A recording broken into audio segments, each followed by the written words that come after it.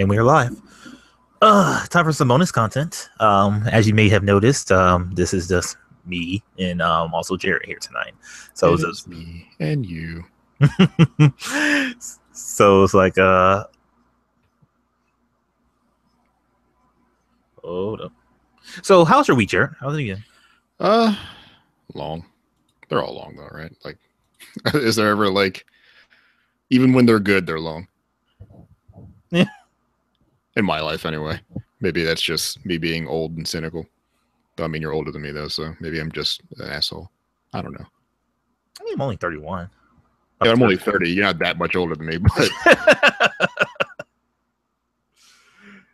I don't know, dude. Like all I did was just work today for myself, and just it was like one of those things where it's like, oh, I'm just a morning shift, and then like a friend of mine, not really a friend, but like someone who's like in a higher level, and they needed help at their side of their business, and like so I had to do a double because I feel obligated, because I'm always this type of person who's like, oh, you need help, I can't just watch you just like fail in front of me, so right. You're invested in their struggle. Yeah, so I'll just like fucking like jump in front of this fire for you so you can actually walk across this path or something. Yeah, that was a thing I did, and kind of exhausted too, because like yesterday, like I didn't really sleep at all, honestly. Like for whatever reason, like I slept for an hour, then I woke up, watched a friend stream. I caught the end of her stream, and then I just couldn't sleep at all, and I just played Wolfenstein for like the rest of the night. And then just like I was like, God, I need to sleep because I have to work like literally in 2 hours. So I slept for like an hour and then woke up and went to work. So it's been a tough day. I have one shift. My shift is the same because of the nature of my job. Mm-hmm. Only open for a few hours a day, and I'm there all those hours. So, but I've been doing lots of more freelance work in the past couple of weeks. How's that been for you? Like, I haven't really even talked to Alex about it lately, which I should be, because like I need to like make sure he does his crunches and like actually try to like be like, I want him to be more than what, well, what he is right now. So you're like, you've always been his like manager almost. You got to remind him to like that he has like an ability and has to like work with it. Has to work, make it work. It was like Phil Kohler like posted like, hey, just like pitch me your ideas on Mario or Wolfenstein or whatever, and like that's like Alex, like, yeah. So I just like, who do I know that has ideas on both of those? So, probably isn't pitching this dude right now, even though he should. Exactly. But how about your side? How are you doing? It's been weird. Like, I've had, I guess, both the fortune and kind of, I don't want to say curse, of having steady freelance work. The amount of work that Curse has given me has fluctuated because things have changed dramatically in that company for the 3 years I've been kind of contracting with them. So what I do, the kind of stuff I do there and the amount of it I do has changed dramatically every couple months, it feels like, because of acquisitions and all that kind of stuff. But it's like a type of tone that you have to maintain or something? Well, I've maintained multiple tones. Like when I was brought on in 2014, they wanted to do like clickbait stuff, like the listicles with like ridiculous top lines to get people to click and read and have fun reading it for 30 seconds and throw it away. And my job was to do as many of those as I can do in a week, basically, for an indeterminate amount of time. And this is back when Gamepedia at the time was the Curse Network's wiki site. Like, that's all they did. But they wanted to turn it into the editorial site because they were finding out that there were lots of places to go for wikis, and people weren't going to one site.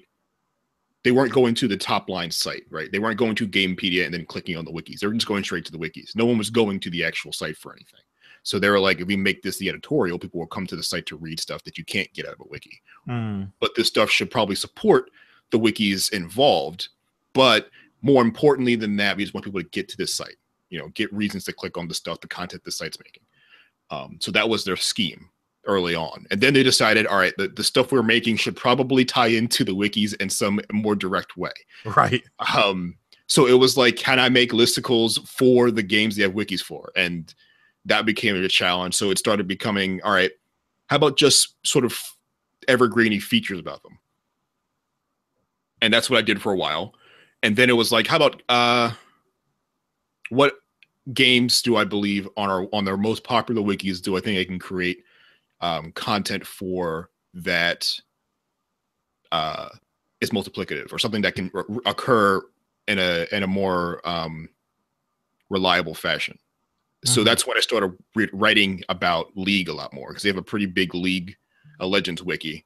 So I wrote a lot about League patches and all that kind of stuff. The kind of stuff you would find in the wiki, I would sort of dissolve into like a top 5 things you need to know about this upcoming patch or whatever. Right. And then when there was big tournaments, I would write like recaps or like whatever, preview content for stuff like that. And then that changed again because Curse got bought by Twitch, and Gamepedia's role in the greater Twitch ecosystem is changing again. So we started becoming the guide site. So we had the wikis for hard data and then guides to distill that data into something you can actually use. So I write lots of guides for Gamepedia now. But the kind of the appetite for guides when that change just started was kind of small. So the work I was doing was far less than the work I was doing a year ago or the years before it. Now that there's a bigger editorial team and a bigger push to make editorial work, I have more work to do. So that's sort of picked up, about, the past 4 months, I think. I've been doing more work than I had been for the year before that. At the same time, I kind of picked up more clients. So I was using like all this free time I had, I was going to do some other personal things. I started suddenly getting more work to do. So it's changed, especially this last, 3 or 4 weeks, I think. All my plans have been shot because I like go to work and then come home and then continue working, basically. For some stuff that's out there and some stuff that's to be out there. Which is why I'm not like just spilling everything. I don't really know what I can and can't like disclose until it's actually published. So I'll just wait until it happens. But right. Recently that stuff's picked up pretty well. I'm not writing, when I got into this, I wanted to write, bigger features and be part of the sort of narrative driving feature story guys, like write about the topics happening right now, op-eds, all that kind of stuff. That isn't working like I wanted to. And there was a time where I was sort of bummed that it wasn't.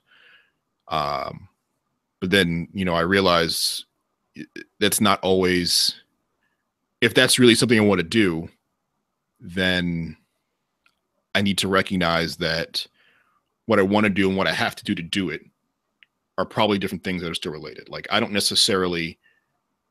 get into this to write guides, but guides are what they're going to pay me to write. Right. So I need to get better at writing guides. And I've become accustomed to the process, and I think I'm getting pretty good at writing guides now. And that's giving me opportunities to write guides other places, which is giving me footholds to grab onto to network. It's building my portfolio, making me more valuable so that I can now take this other places. And once my name starts to circulate, I can start being that person who can maybe weasel my way into an op-ed or two in a big place. And I think the problem I have is, on the same token, I still need to be writing these kind of things. Like, right. There's no money in it, but there's plenty of places I can write. I have plenty of people who, wouldn't necessarily hate the idea of me writing for their site for a little bit. Like I have a review at OK Beast because I know that Blessing trusts me in my opinion and my ability that I could create some sort of value for OK Beast. And in return, I get a place to broadcast and display what I have to write, and B, like an ability and excuse to do so.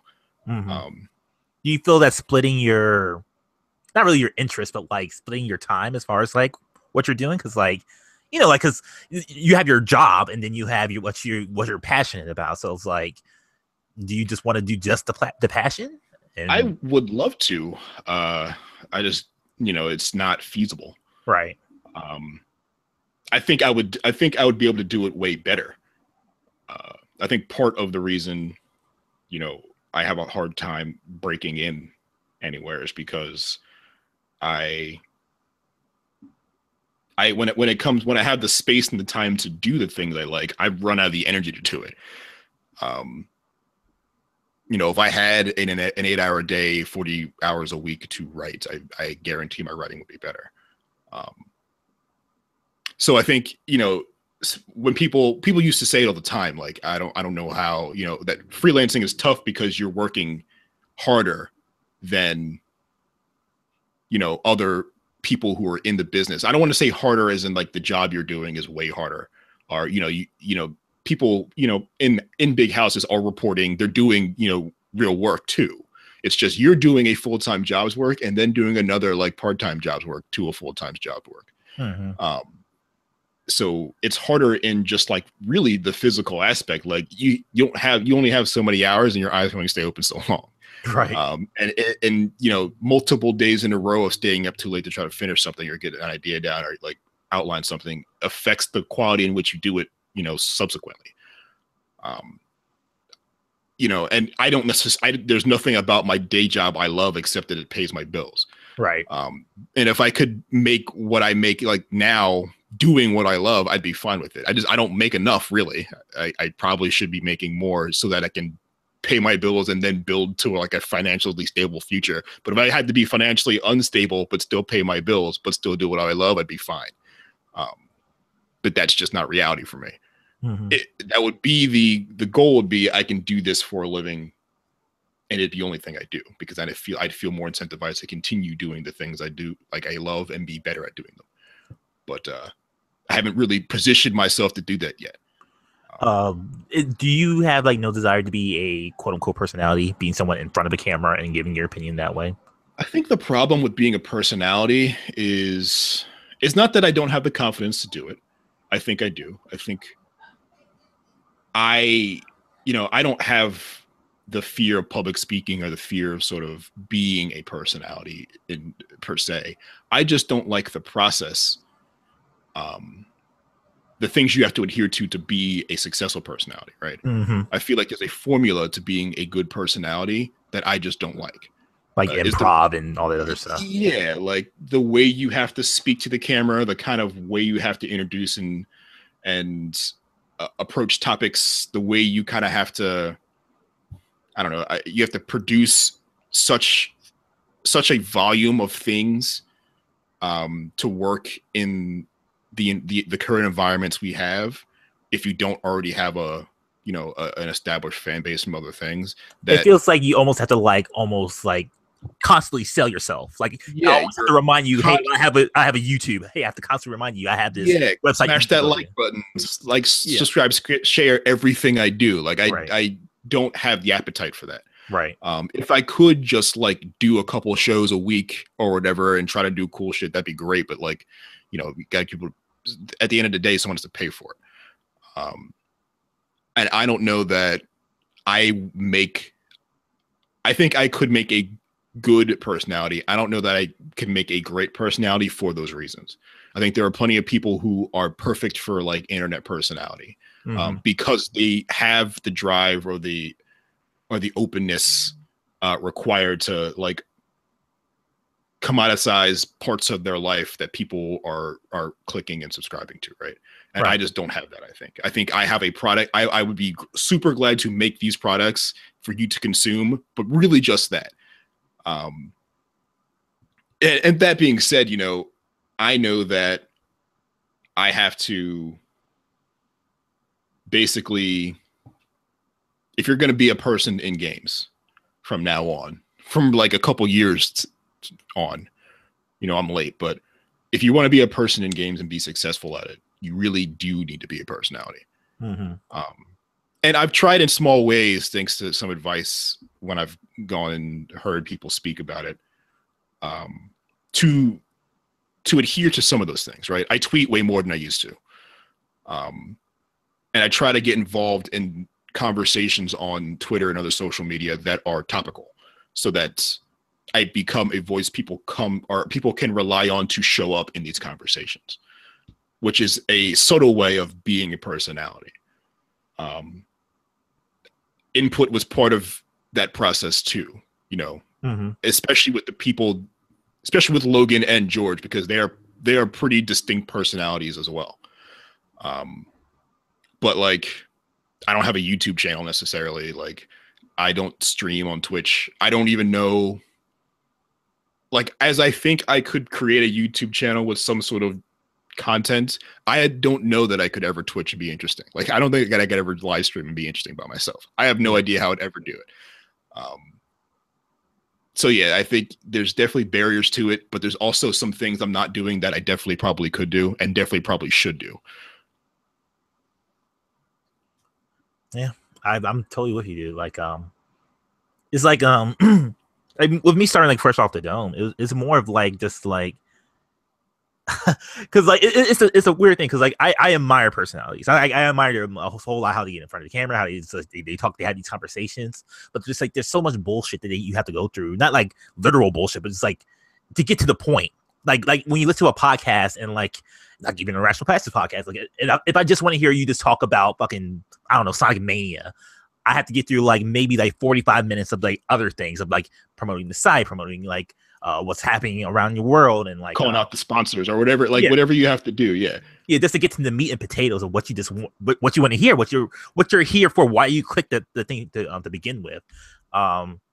And like the reason why I started that is because like I wanted to just get to that. And like even like the whole like promoting yourself, that's not, I always say that to the end. Like if you want to talk to me, like listen to everything we have to say at first, and then like, hey, this is who I am and this is where you can find me if you want to have a conversation with this. And like I don't know, like like the video game industry has never been something I've ever really wanted to do per se. It's always something I love talking about. I love talking to people about these type of things, but like it's never something like I will want to like put myself out there and like I love hearing your opinions, Jared, about like everything you have to say about video games, but like I don't want, and like I will hope you respect mine as well, but it's like I don't want my opinion to go out there and just for someone just to shit on it. Like it's a weird, like it's definitely a me thing where I just can't take that type of stuff. Right. You know, and it's like impossible to have an opinion on the internet and not like having the opinion and recording it and broadcasting it is basically giving the agency to someone to comment on it in any way. And that's like a hard thing to work around, because you want to be a person who can express these things, but you don't want to be a person who always has to defend them. Like, and I think that's one of those things in not just video games, but really anything on the internet that like fucks people up the most. Like people just want to have their opinions and they want to be thought leaders, but they also don't want to 24/7 have to argue with whoever shows up in your mentions to discuss the topic that you're discussing. And I see both sides completely, but like you said, I don't necessarily want to I don't want to have to defend myself from someone just who wants to just shit on my opinion just because it's out there and they feel the right to because I put it out there. Like, who wants to expose themselves to that shit? Yeah, it's like us having a conversation about like, hey, I like Uncharted games. Hey, you don't like Uncharted games. I'm like, okay, that's just a conversation. We go back and forth. We're like, okay, and we walk away with it. It's like, okay, I hear something negatives from Jared, but like it still doesn't like impact of what I feel for that game or something like that. And then like when you go to someone else online and just like them just like constantly just like saying like on a nonstop basis, it's like them just keep saying like, hey, you're wrong, and you get you're right a few times as well, but like, you know, like people are gonna like comment mostly on like something they dislike more than they like. Absolutely, they get activated to like be upset, especially when the sort of air of anonymity sort of protects them from any consequence that's more personal than, you know, ancillary or the very surface level Twitter like response. Like I feel like people who know each other in person are just naturally more respectful because they know this person, right? Mm-hmm. Like we could have completely opposite opinions on something, but what we're probably never going to do is devolve into insults because we know the other person, like and respect the other person. We've met them in person. Like no one's going to say this to, I would never say things like hurtful things just to be hurtful to the face of someone I know. Like I've seen their face in person. I don't want to imagine their face twisting in some sort of weird incredulity because I'm fucking them up with my words. Right. But it never has to be this way. People don't apply that sort of approach to how they interact with people on the internet because they never have to worry about the face part or like the any real connection part. They just literally take the opinion and consider the opinion something that they could ravage and then apply those things to you because that's all they have to associate with you, these words that they've killed. It's such a weird position. And like, again, who wants to invite that into themselves like all the time? Like it works for some people. And I think for the people that works the most for, they're the people who have the loudest sort of positive support around them. Right. Right. Like for just any old person who is maybe successful, but they don't have the cultivated sort of community that would support them regardless. Like sometimes you need those stands to come out and just like gas you up because people are out here just shit on doing the exact opposite. Right. I don't know that I want to be in that position, which is completely antithetical to the reason I like writing about games and why I chose games and not like film or politics or news or whatever, which are other things I enjoy and participate in often, because I feel like I can be an authority in video games. And I feel like I like being a person who can analyze a narrative and maybe lead a discussion and lead thoughts about video games. I feel confident in that role. So doing that also puts me like in the position that I don't like to be in. And I'm just small time. Like, right. I don't know what I would do if I had to be big time and do this. Like I feel every day, I feel like when I see, big one popular video game personalities like have to go to therapy and figure their shit out. I'm seeing more and more like how that can make sense. For sure. You ready for the real talk about video games? Sure. All right. You got Audacity ready? I do. All right. Count down to on 1, 5, 4, 3, 2, 1. Bam, bam, bam, bam. Bam, bam, bam. All right. It is November. Okay. It is Friday, November 3rd, 2017, and you are listening to the Irrational Passions podcast. I am your host, Brian Nabashin Jackson. Woo! Jared's on, so that means I have to do a wrestling reference, and there you go. Obviously. Joined by my good friend, Jared Green from Input. Hey, guys. So how you been, man? You been good? Yeah, been good. I mean, we just had a whole discussion about it, but like, I just, just wanted to bring it out here. But if you don't know who Jared is, you obviously should. Like, he's been a big part of Irrational Passions over the years while writing reviews and doing PAX previews. Have you been to PAX? I don't even know. I was PAX. My first PAX was this year. PAX. Okay. Awesome. And like he's been part of Monthly Passions, and now he's one of the big, I guess, one of the three musketeers, I could say, of Input. That's a thing. That's true. So what is Input, Jared? Input is, as we describe it, a video game news show that focuses on more of the discourse around the news than the news itself. I think there are plenty of options to go to get the letter of the news. But me and my colleagues, Logan and George, are more concerned with the ripples, the effects of said news, what they're doing to the community, what they mean for the industry and for the culture at large. We are more interested in those discussions than we are in release dates and trailers and conventions and all that kind of stuff. And I feel like we've so far been able to distill good conversation with that sort of thesis in mind. And from the kind of feedback we're getting, people are realizing that vision too. And that's the most important part. It's not just us saying it to ourselves. We're saying it and people are like, oh yes, we absolutely see that in your products. And that's perfect for us. I agree. Cause like, on Irrational Passions, like we've pretty much like backed away as far as the more controversial stories. But like, these are things that need to be brought up and need to be said and need to be like discussed about. Like we may not have discussed about Nick Robinson on the show, but like it's kind of shitty just to say, oh yeah, you know how we feel. Like you should be able to say something about it. Right. And we want to also say something unique about it, right? Like right. If every news site is saying the same thing, you don't really need to hear from us.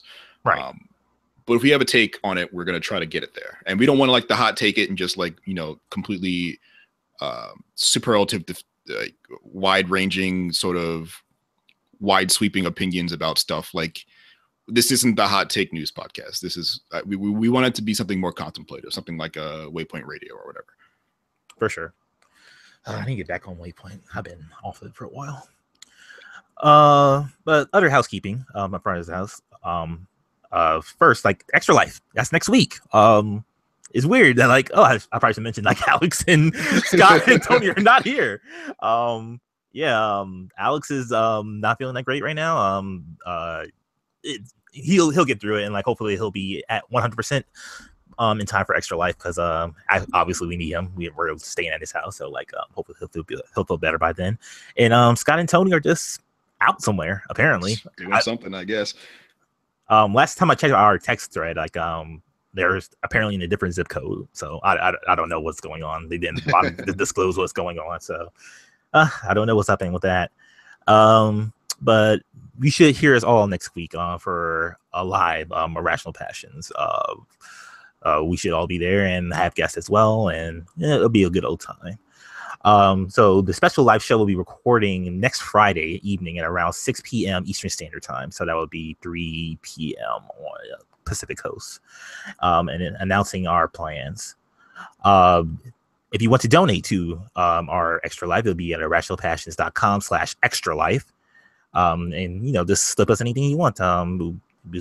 Doing for a great cause, helping for the hospital that's been helping Alex through his troubles for like the last pretty much since I've known him. I don't know how long he's actually been attending there, but like he's always been like a big speaker for that hospital. Sorry, I don't know it myself, but like he's been the forefront for that. So like like we'll toss him a couple of bones if he can. And something else on the Irrational Passion site, we have Alex put out an article called Another Simple Mechanics. A column Alex started all about video game mechanics. There's a breakdown of Destiny 2's raid, the Leviathan raid. There's also his longest post on it's actually the longest post on the site. So you know how Irrational Passions is like 4 hours long. It's pretty much that. It's the Irrational Passions podcast of sites posts on the site. And we also have a new episode of Input. What was this week's one? This week's was about the Paris Games Week trailers. Spawned on by a question we actually got sent by Trevor Starkey, Trevor Trove, about is it about time for us basically to start putting ratings in front of the trailers like the movies do. And then we started talking about kind of the discourse around what has been sort of like relative pushback to two of the trailers that were debuted in during Paris Games Week for PlayStation's conference. So we focused about an hour on the conversation between the two big games, and then the possibility of ratings for the trailers. Did you hear Jim Ryan's response to that? I did, and it's very just like it was interesting. It said pretty much nothing. It's just like, I enjoyed it. I don't know why you didn't enjoy it. That's more or less what it was saying. But man, like it's just interesting to think about, like because like obviously I did enjoy what I saw, but like I could understand how it was like triggers the wrong word, but like I can see how it can like upset some people. Just like right, and I think that was like my opinion in the discussion. Like the complete sort of disregard for how a person could A, like the trailer, and B, dislike the trailer from either side seems to be the real problem here, not like the trailer itself. Mm-hmm. It's just like the not willingness to like sort of think that this could offend someone, or like it's clear that someone could not be offended by this because people are bringing their own experiences to each particular trailer. And then the question of like, well, knowing that, you think the expert PR people who make these trailers could make a trailer that would be more appealing to the most people. But like, yeah, it's a big conversation. Better heard probably on input. For sure. So let's talk about games, Jared. What have you been playing, man? I have been playing. I just I redboxed Shadow of War. Smart man. For the week. Mostly because I wanted to redbox Wolfenstein 2 and it wasn't at the redbox I usually frequent. So I was like, I'm not going to walk away empty-handed, goddammit, and I got Shadow of War instead. Because I was interested. I was one of those people who was very impressed by the original. Maybe surprised is a better word. Not that I wasn't impressed by it. It was pretty high on my Game of the Year list that year, but I don't think anyone expected anything from that game, and it turned out to be something that's really unique and really interesting. And I wanted to give Shadow of War an opportunity because, you know, at the very least, Mordor was interesting. So even if this is bad, it might still be interesting, was like kind of my premise when I went to throw my money at the Redbox machine. Are you a Tolkiener? No. And it's funny because I know a lot about Tolkien. And I know a cursory amount about Lord of the Rings lore. But I was kind of shaken from that tree early. In high school, my senior year, my senior English professor, there was an extra credits project he gives to his classes every year at the end of the year to help raise your grade. Like, if we all gather basically at a volunteer's house all day and we read all 3 books of Lord of the Rings in one day. If we can finish them in one day, we'll get a full letter grade higher on the end of our grade, without figuring in averages or whatever. Whatever your letter grade is, it goes one higher. And we were like, well, if you're struggling, this is worth it. And I wasn't struggling, but I was like, why not? I don't need this day. I'll go read these books I don't understand. And I think that experience basically ruined it for me. Oh, for sure. And then I tried to watch the movies, and I'm like, I don't really think I like this. And I think most of the characters are boring, and I don't remember any of their names. But, you know, when it comes down to, like, I feel like Mordor did a great job of making that not necessary for me to understand. Like, I understand it in a very basic way. I don't even understand it any more than that. Right. And I like some of the characters in Shadow of Mordor, like, more than I like any of the characters in the main sort of trilogy. I say some. I like one of the characters. I like Celebrimbor more than I like anybody else in the actual lore, because I feel like he's so completely different than most of them. And I feel like that nothing has changed for me as far as that's concerned in Shadow of War. I feel Italian's pretty boring. The Shelob is, I guess, interesting in that we know more about Shelob than we ever did because they need to make her a character. But like, the rest of the story is what it is. I don't really understand how we got to the point we are in Shadow of War, how we made another ring, and then you lose it, and then you're like, I gotta get it back again. I don't really know how you make another ring that's controlled by all these other rings, but it's not. I don't really care either. I think the story is a good opportunity to highlight what's wrong with Shadow of War, in my opinion, is that everything that worked has been stretched way too far. Mm-hmm. Like, they've blown up everything, and it doesn't need to be blown up. There are so many mechanics in this game, it's kind of like jarring. There's just so many opportunities to do lots of stuff, and it's like, I don't want to really need to do any of this. I still don't quite. I played basically far enough to take down my first war chief and like first siege thing. So I got pretty basically every loop, mechanical loop I need to get an idea how this game works. But that's like 15 hours in, and you're always getting new things to do, but it's not paced very well. It's like there's suddenly so many more options, and I don't know why. Like, I would want to basically enslave these orcs instead, right? And that whole thing just adds far more than I really wanted to do in a game like this, and it gives me too many places to do it in, and too many things to do. And maybe it's open world fatigue I'm suffering from, but I liked that Shadow of War was like a smaller open world game, and it felt very focused. Yeah. Where this feels like it wants to like blow everything up, and bigger isn't always better. And I think Shadow of War is an example of that. It's funny too, because like because I haven't played Shadow of War. I did play Shadow of Mordor. I got to the second area and I stopped a little bit after that.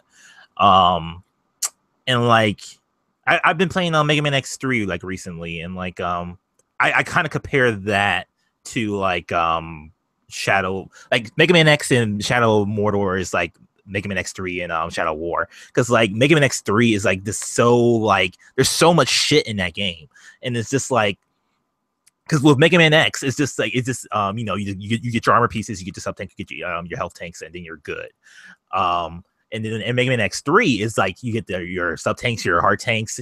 Yeah, it's like, oh, you like armor and tanks? Well, how about more armor and more tanks? And then like you have like your actual like mobile suits that you get, that's a collectible as well. Then there's these like separate things where there's chips where you can like do double dashes in the air or something like that. So you can get that, or you don't have to get any of those chips. You can just get the golden armor where you can have all those chips together, which is really cool. Or you can have the golden armor and have Zero Sword as well. So that's like, there's like so many layers. Oh, and there's also like a Street Fighter move in that game too. So there's so many unlocks in that game. It's just overwhelming. Where it's just like, hey, I just got the Hadouken in Mega Man X, and that's cool. That's good enough. That's the coolest thing. And it's one hit kill. And like there's just so much in that game. And like I always like look from the outside of Shadow of War, and like it just seemed that way to me. It seemed that way 100%. I'm like, I'm just doing things that are cool, I guess, but like literally don't make this game better. It actually makes it worse.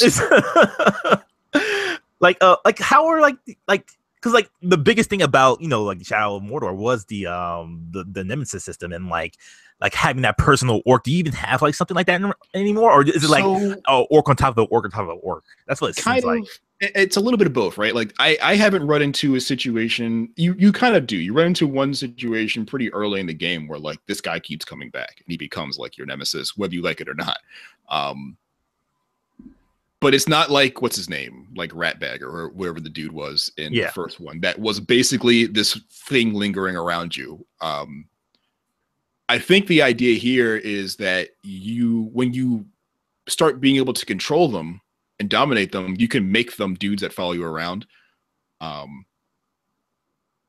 I haven't had the experience like the one in Mordor where like this one guy just keeps showing up. But I have had experiences like the smaller sort of stretches in Mordor where an orc you thought was dead comes back and has all these new sort of fears and strengths because of the transformation he took after you killed him. That I've had a bunch of times. The orcs themselves are way more interested in finding you as well. So if you're making noise in particular areas, they are way more aware of your presence. You get ambushed a lot in this game. which is kind of cool, I guess.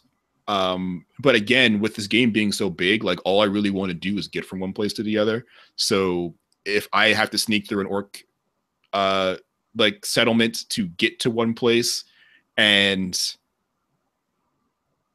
I get stopped 3 times on the way by like orcs who've been following me, like watching me run through fields, or one who was sneaking up on me when I'm sneaking up with somebody else. Like, it's an interesting thing, but in practice, I just want to get to point B, and this is just an obstacle for me to getting to point B.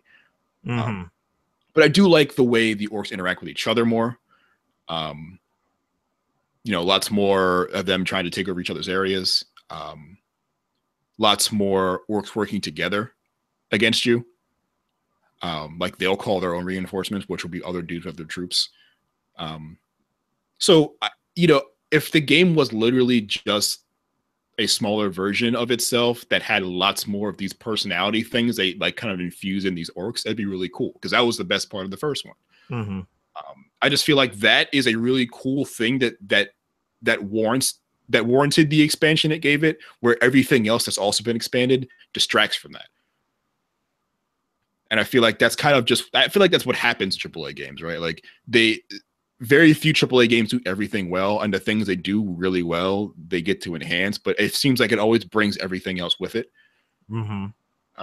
Assassin's Creed is that way all the time. I haven't played the new one, but in my experience with Assassin's Creed, they always do like 1 or 2 things super well, and all the other things they do is like middling, and they never improve. They just kind of get bigger.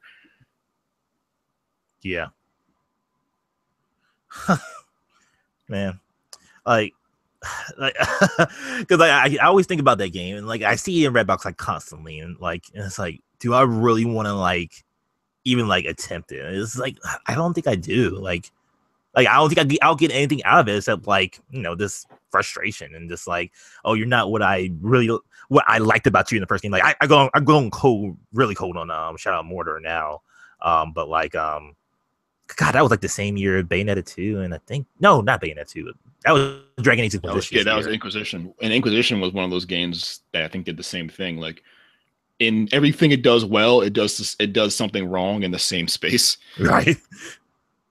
Like I'm glad combat's like bigger and open world, but combat itself is just not great. It's and real bad. The open world itself is like cool because it interacts with, there's way more to interact with, but there's like the stuff you get to interact with is boring. And I feel like Shadow of War is a lot like that. I think its core premise still works. The combat is still there. That's basically Batman, which is it's even way easier to do the things you used to be able to do. Where in like that old Batman combat, you had to get to a certain multiplier, and then you use your special moves. Where here you can get to the multiplier, which fills up a gauge. You can lose your multiplier, but that gauge is already filled to a particular point, so you can still use your execution at any point. You don't need to be in a chain to do it. And I think that works in an open world setting because you're going to be moving around. Like you might want to be able to execute something that you don't want to really want to have to hit them 8 times before you can execute them. If you're moving from one place to another, from like all the way across the map, I get that. It's just the process of doing it is boring. I understand why they want to make these worlds bigger and feel more lived in, but like if the stuff you're doing is like run here, grab this thing, then who cares? Like, yeah, like, and like when I look at that game and like what it's trying to be, like I literally always think about this The Witcher 3, and it's like, no, like it's like it may like you may play better, maybe, and like and all this other stuff, but like there's just like more thought and care and polish put into what I see in The Witcher 3 than what I see from Shadow of Mordor, or at least more thought into it. Like if I'm going somewhere to get like a red leaf or whatever, like at least I know I'm going there for a reason. And yes. Like, and there will be like, it might not be satisfying, it might be satisfying at the end. Like that's like the whole mystery about it. And like, it's actually an intriguing thing to find out if that was satisfying to even do. Yeah, and in my estimation, it isn't. Especially as a person who played The Witcher 3 a lot. You spend a lot of time collecting things and running around investigating stuff, which isn't really even investigating so much as pushing a button and following the trails. Right. But The Witcher understands that if it's going to be an open world game that's character based, it makes the things it makes you want to do things for these characters. the best parts of, say, Red Dead do the same thing. I think Red Dead's also a game that has too many run out and collect stuff things, but they feel more optional. Whereas there are side quests in Red Dead where you're genuinely interested in what like an old lady is doing out in the middle of the wilderness in her cabin, and why she needs these like flowers or whatever for you. And then you realize like, or it was a guy, he needed to find flowers or something, and you realize that he has like a corpse bride in his house. Like these are surprises that like are payoffs for these relatively menial things that The Witcher does pretty well, and that Shadow of War does not do well. Right. Maybe a little upgrade your sword or whatever, but that's pretty much about it. Exactly. It's basically it. Oh, now or you unlock some story ability or an upgrade ability to one of your things that you only get through a story quest that really isn't necessary anyway. Are you gonna do the trek up like trying to like get the true ending of that game? That's apparently you have to grind for. Not at all. Absolutely not. I'm not gonna get to the ending of this game. I know it. I'm not. Okay. I don't even care what happens to Talia and Celebrimbor. See, that's the worst part about it. Is like I don't care.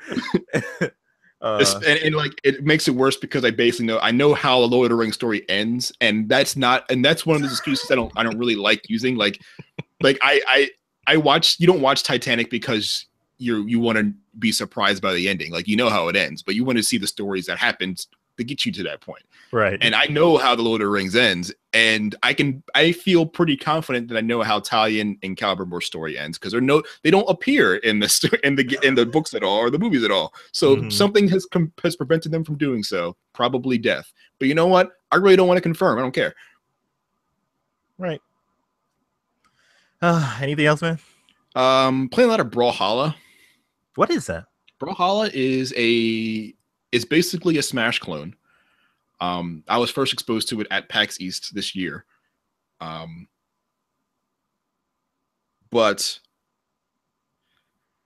I don't want to say it does it a disservice by calling it a Smash clone for it, because 90% of that game is Smash at its core. Up to 4 players in a moving arena where the object is to knock the opponent off the ledge more times than you're being knocked off, and different permutations of that. But there are 2 big differences, besides the fact that there are no licensed characters in it. In Brawlhalla, movement is a bigger factor.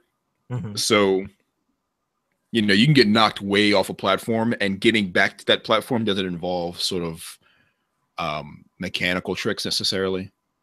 It doesn't involve that sort of meta layer of know-how and mechanical manipulation to get back. Anyone can basically get back should they know how to press buttons in a certain sequence. All those like high level Smash play, like pro play sort of clips of dudes fighting like under platforms, like with death just lurking under them. That happens way more often in this, and it does so with way less effort. So like even people who are basically novices at the system can experience those sort of tense sort of interactions without having to be like super pro at the game to do so, which is an interesting thing for me. Like I don't know that I'll be following this game through. I don't know how much I'll be playing this game next month, right? But like I like being able to have like that level of sort of high tension play without really being a high level player, because we're still battling over the same concept. Like it's still me versus you, but it's like we put ourselves in this weird position, and I don't have to know how to wave dash and in particular in particular succession to stay in the air longer than you. Like we both have the same tools at our disposal, and they're very clear, present, non-hidden tools. So it's just like, who knows how to use these tools better? And there's two mindsets to like lowering the skill level or skill bar. And I'm of the opinion of the easier it is for everyone to access the most tools they can use in a game, the better the competition becomes, because it's no longer about just mastering things that are hidden sort of ancient secrets. It's about using the things that are readily available in front of you better than the other person. Right. When like I like leveling the playing field as much as possible, because I feel like that's when you find the best players, people who are more strategic in the way they move, and the way they use their options. And that is, blasphemy to the right people, but I think in this game it works for me a lot, and it's what's been keeping me sort of engaged in the ranked play.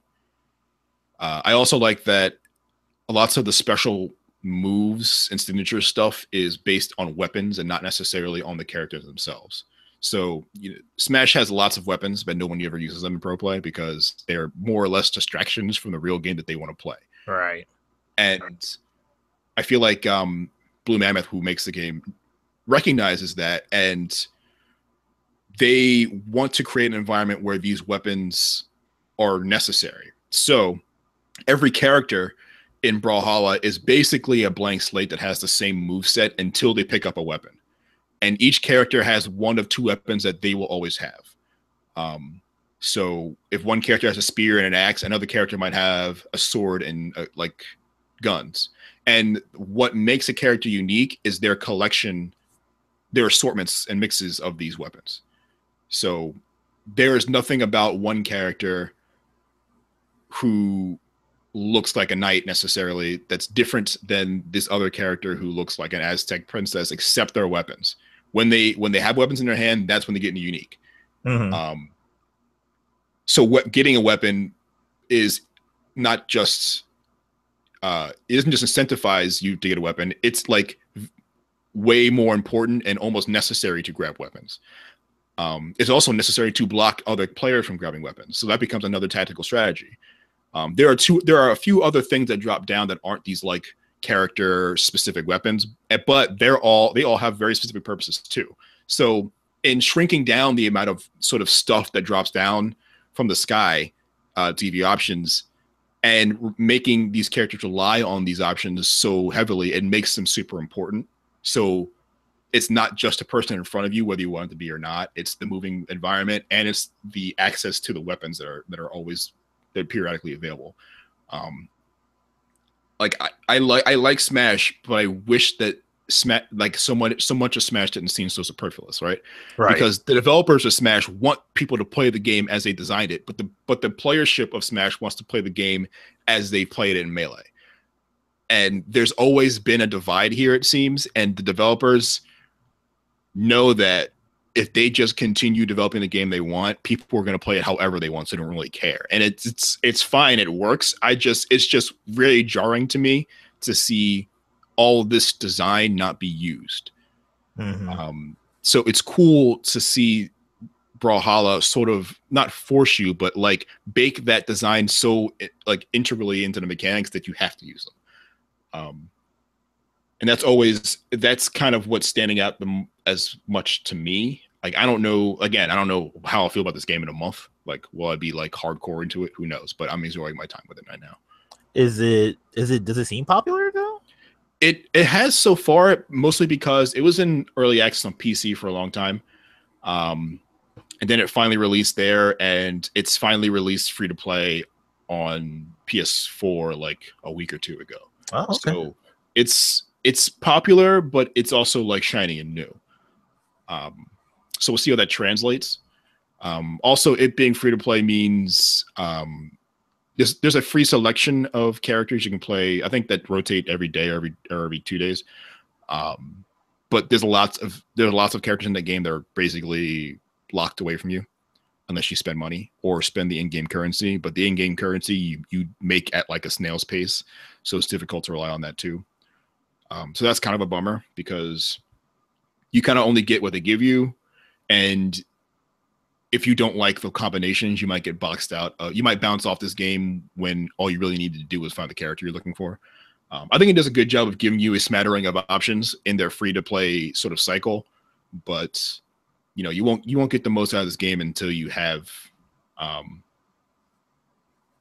like the wide berth of options. and they sell like a $20 version of this game that unlocks all these characters and stuff and gives you a bunch of the in-game currency. So for the price of an indie game, you can basically open that option up to you. But I like that there's a free-to-pay component to make sure this is what you're in for, right? So you don't have to pay $20 to jump in and actually not like it. And for other games, I would say sometimes you got to take the risk. But for a fighting game, I think, especially a fighting game like this, I think having both options is valid. Yeah, that sounds decent. I'll try it myself. Anything else, Jared? Last thing I played this week was Ruiner. That game's been out for a while, right? It has, and I only really I played a very little of it when it came out, and then I finally got back to it, and it's interesting. Mm-hmm. I wish it was more compelling. As you get into the game, like you realize lots of assets are reused, not necessarily like staged and stuff like that, but enemies, even though they look differently, act the same. And in a game where like the story is minimal, it's like interesting, but like not so captivating that you want to know more, really. But it's enough to like really nail the motif of the cyberpunk thing they're doing, which is all cool. But playing the game itself outside of the challenge is kind of not as compelling as I wanted it to be.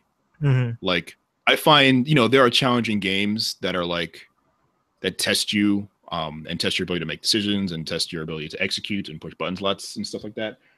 But this game, does that in ways, but I feel like the best games that do this are games that are also interesting to look at and worlds are interesting to be involved in and all that kind of stuff. I just don't I don't like this. I don't like how one-dimensional it feels. Like I really, really am into the like the cyberpunk sort of feeling, not just the way it looks, but the way it sounds, the way the characters act and speak. But that's all I'm interested in. So this is another game I'm like, will I actually beat this? I don't know. This is the Devolver Digital game, right? Yes. Like it's weird how like almost all their games look almost exactly the same in one way or another. Even though they're like, I know it has to be like different developers, but like they all seem very, very, very similar. I feel like Devolver Digital has like a thing that they want their house to, be known for producing.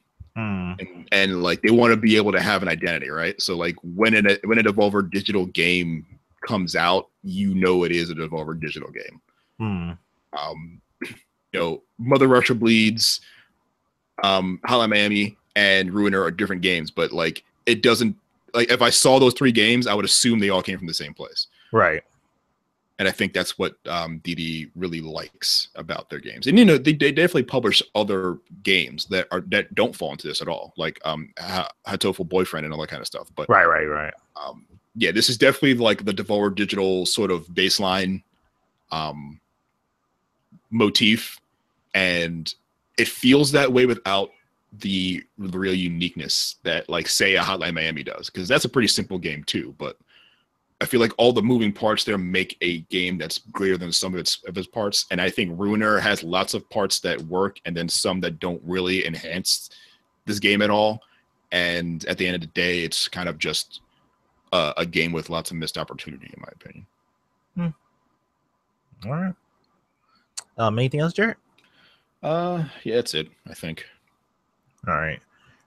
On my side of things, I didn't get the chance to talk about this week, so I'll just like give you the highlights of that. Beat Danganronpa V3. Finally beat that. Phenomenal. Like I loved it a lot. I can see how the ending is controversial for a bunch of people because like it's kind of one of those it's almost one of those too meta type of things where it's like either like it's like are you making fun of me like as you're playing this game and like it's kind of one of those things, but like I think they did it like in a very clever way all the same because going through that game in general like I was shocked how much I didn't know, how much like almost in every class trial almost shocked me in one way or another, other than probably like the second to last one, as far as like who actually did the murder. And like it was like even more than like the first game and the second game. It was just like it literally shocked me. Like, I don't know who it is. I don't know who it is. And then it's like, is it you? It could be you. Holy shit, it is you. And then like it just blows my mind. And it's basically the same format as the other two, right? Yeah. Like someone had to kill someone without getting notice. The murder happens, you investigate, and then you do the class trial. And after that, you'll see the execution. So that it's the general format. It's just the way how certain things is done. It's like it's one of those like if it's not broken, don't fix it. But like I think it's just like the most improved it's ever been as far as like giving like deceptively deceiving you, and then like thinking it is one person, and then like all the evidence is kind of pointing to that person, and then like then you realize it's really not that person, and it's that person right next to him. It's like, oh, okay, it was you the entire time. So it's like it's a weird thing.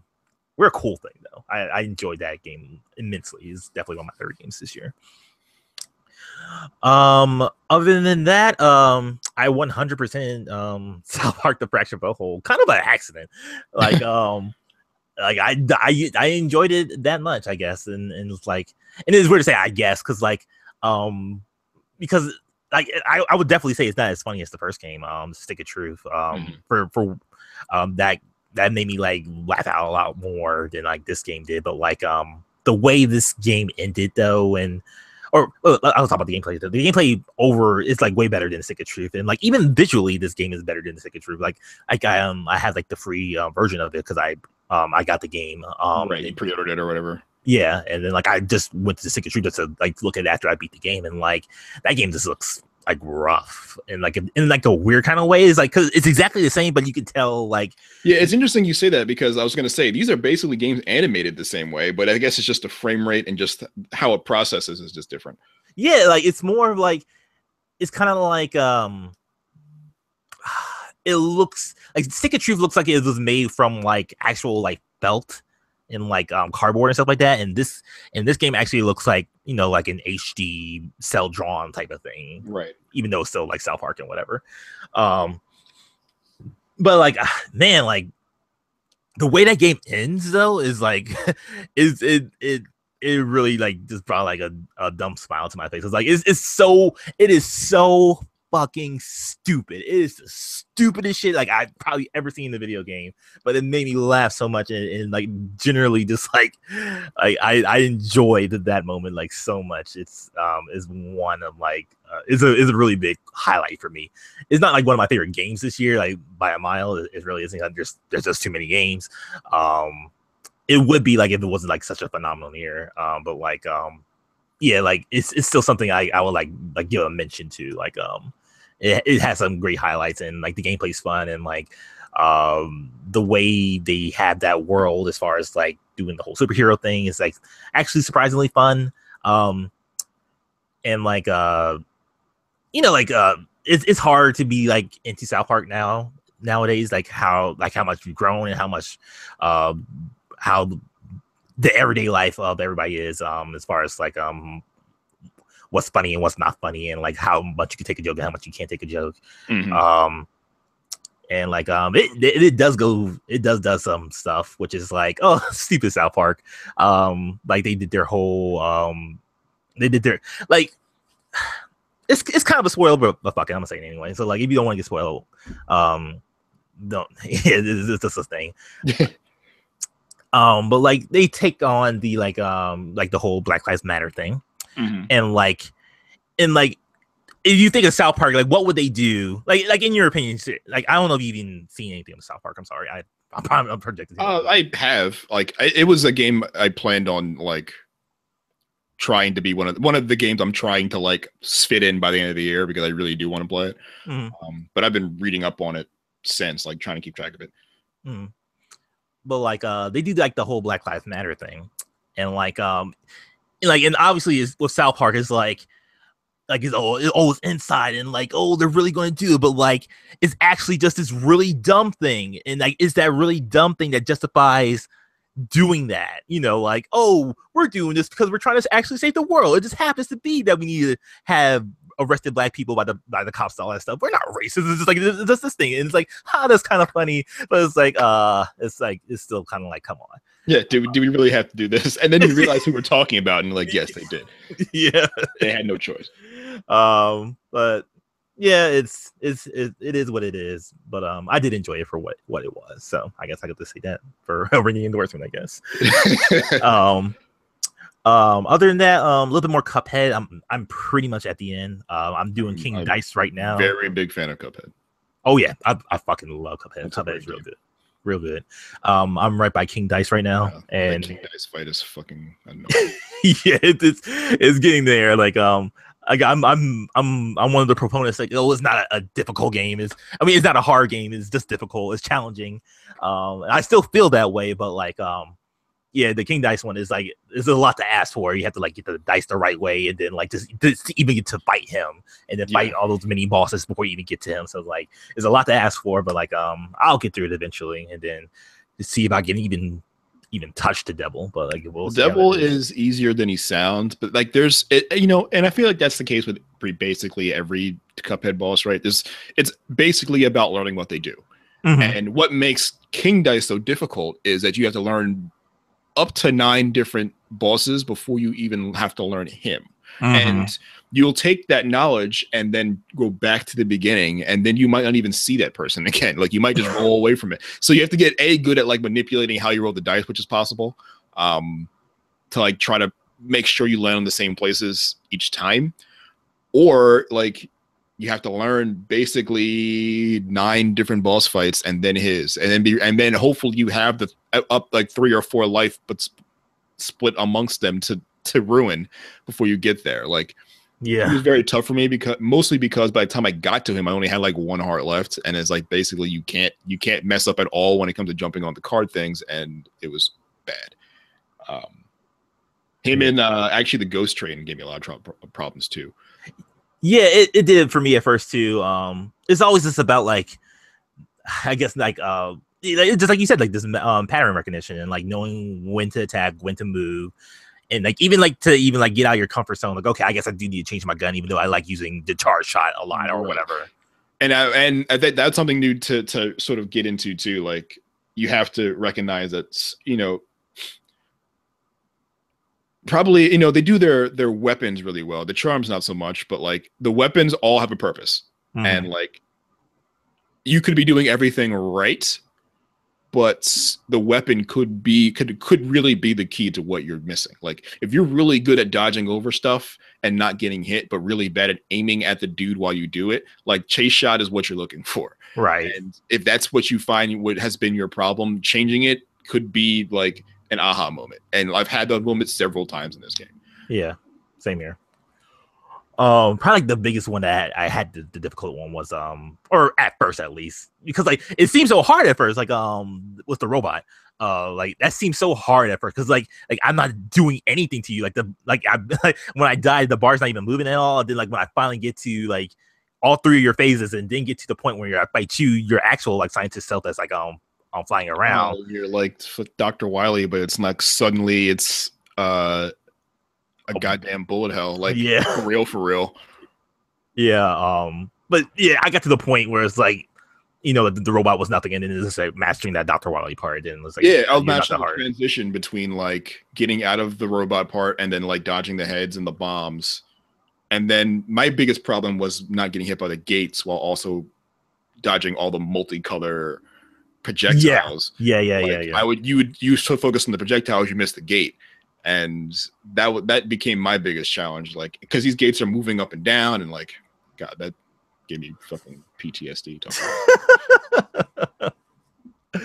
But yeah, that Cuphead is like surprisingly like not really surprising, because like it was always something I was like always looking forward to, but then like it took forever and whatever, and then like And then like when it eventually came out, I was like, okay, this is fun. Like I guess I enjoy this. I like the music. I like the way it looks and whatever. But then I just got really, really into it and like surprised. And that's like the most surprising thing about like how much I got into it, because like I always knew I like it, but like I knew I like it this much. So yeah, that was surprising me too. Like it always looked like a game I was going to play because these are the kind of games I play. But I didn't realize I would be so invested in it. And like part of that is because I did a lot of writing about it.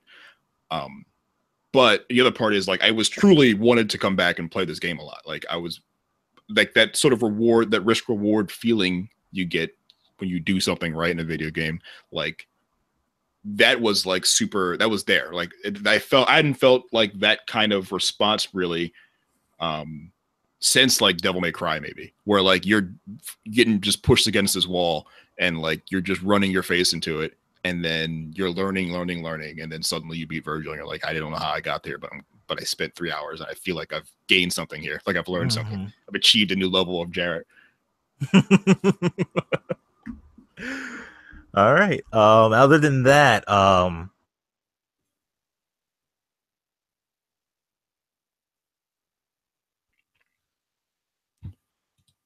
what else did you play?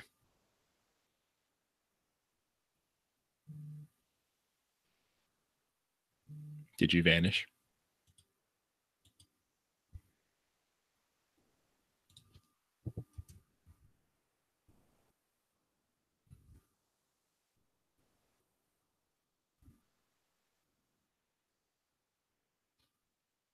I think we lost Namashin.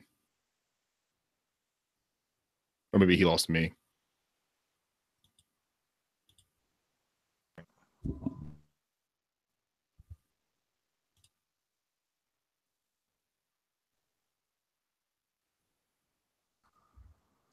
Fuck. I hear you now. Oh, you hear me? Cool. Yes. My mic up for a second. Sorry. Wah, wah. And track's fucked up too, so I gotta save this track. Hold on. Hey.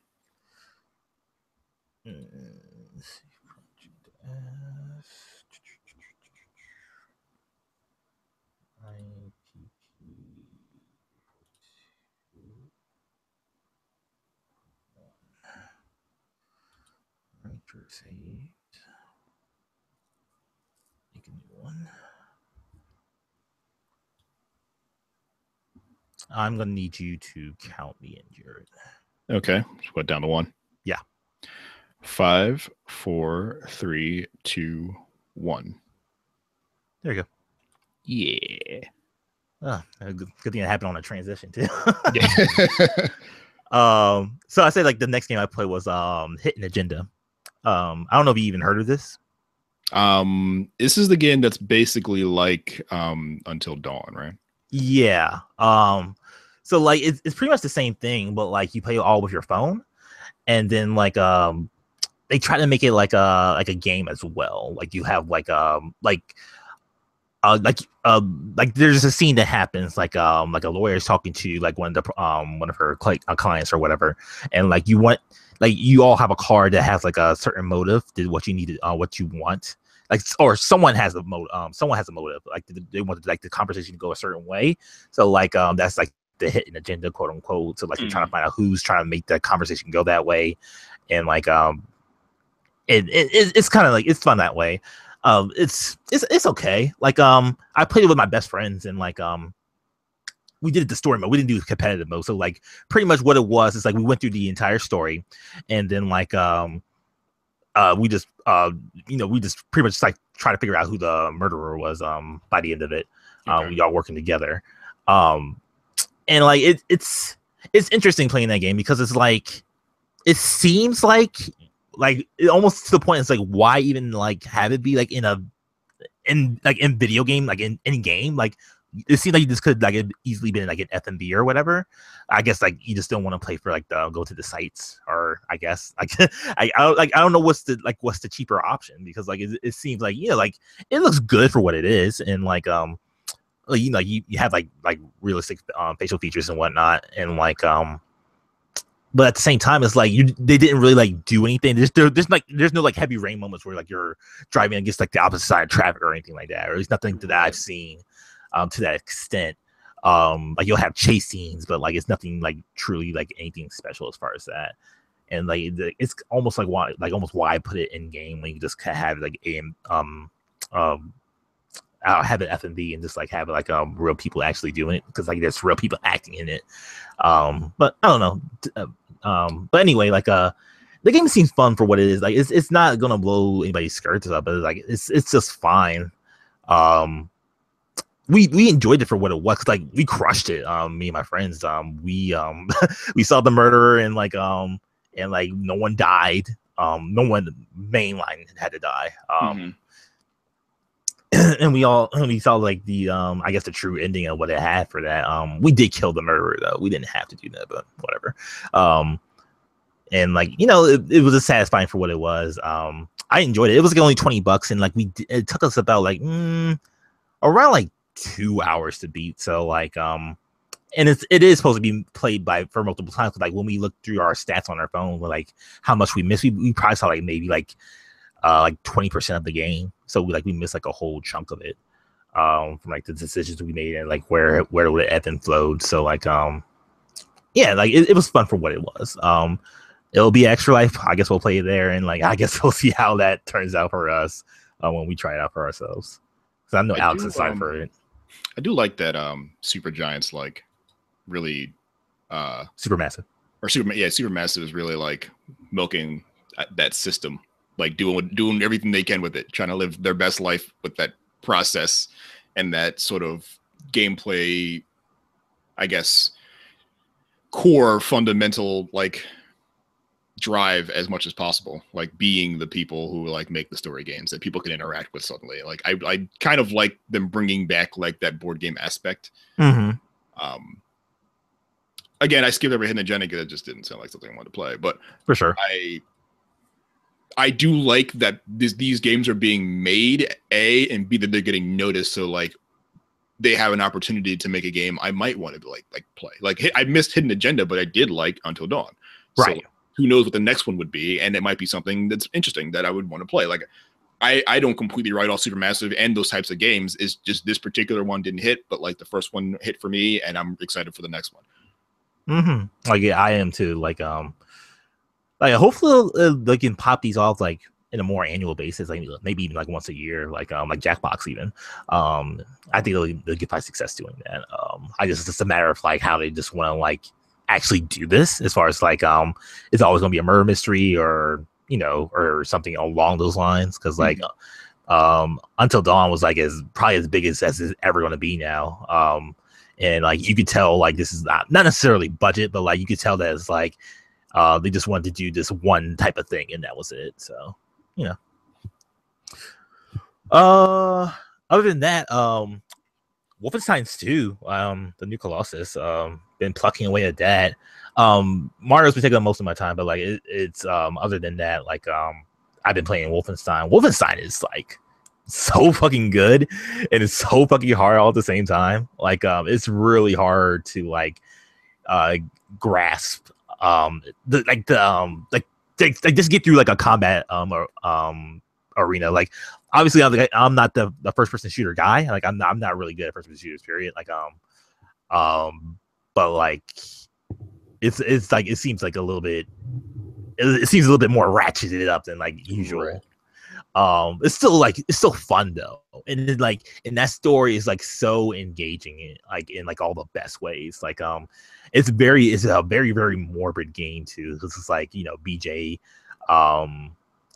like one of Alex's like biggest like complaints about BJ from like the last game, The New Order, is like how he you know, like how it's like he'll have this like deep methodical moment, like this really deep moment with Anya or something like that, then like the next moment he'll be like stabbing Nazis under the bed, like night Nazi or something like that. And like he's felt like the tones didn't like really mesh with the game, which I could see. But in this game though, they seem to like taking out that whole aspect for the most part. I would say like him like being like this like almost Duke Nukem-esque like one-liner type of person. Like anytime he's like reflecting in his head now, it's more about like thinking about like either Anya or one of the people like he's been been with, and like one of the people who's even died in the course of the game.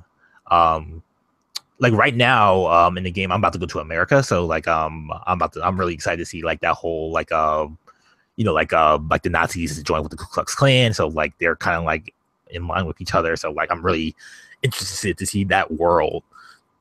And that's probably like the most interesting thing about Wolfenstein 2 is just like the world aspect, like how this is so fascinating to see like how this world is now, and like how people are generally surviving, and how they view freedom and all this other stuff. So like it's really interesting to play that game. It's the sort of discourse around Wolfenstein has been interesting for me. I didn't play Wolfenstein: The New Order until like earlier this year. I had just never gotten to it, and my initial couple hours of the game I wasn't really impressed by. Yeah, the first hour was a rough in that game. The first hour is a weird hour, and like there's a lot of people who say like I don't know even why this was this way, like who this was a bad design decision, but I don't think it was. Like I think I can see it as like this is a first person shooter that you expect, and then the conceit is when this changes, it changes for the state of the war, it changes for BJ Blazkowicz, it changes for you. And like that, that several year montage, and when the game turns into the game it becomes, like that is change. That's a moment of change for everyone, including you in a mechanical way, and including your expectations for what this game's going to provide. It goes from being a run of the mill first person shooter for an hour to like what it is meant to be, in the same way that BJ has to go and become the person he's meant to be. Which is a person they already know him to be, but he has to go be that guy again and learn how to be that guy again. And I fear reading too deeply into these things. Not necessarily game in general, but specifically in Wolfenstein, because I feel like as I did come to enjoy Wolfenstein: The New Order, and I think it's for everything it does. Like I think the story, has plenty of beats that are worth sort of lingering on, but I think its real triumph is its gameplay, and the way it pushes you to do interesting things in the gameplay, like rewarding you for doing other stuff by giving you other stuff to do, even reward for playing the way you want to play. Yeah, exactly. I think it does that brilliantly, and the way it lays out these challenges I think is really well done. Some of the Machine Games does pretty well. It's very Doom-like in that essence. Like the reason I love Doom so much was that very much thing. Like I have no idea what the story for Doom is really, but I remember just how brilliantly they scaled you feeling your agency versus the challenge in front of you. And I think at Wolfenstein's best parts, they do that, at the same level.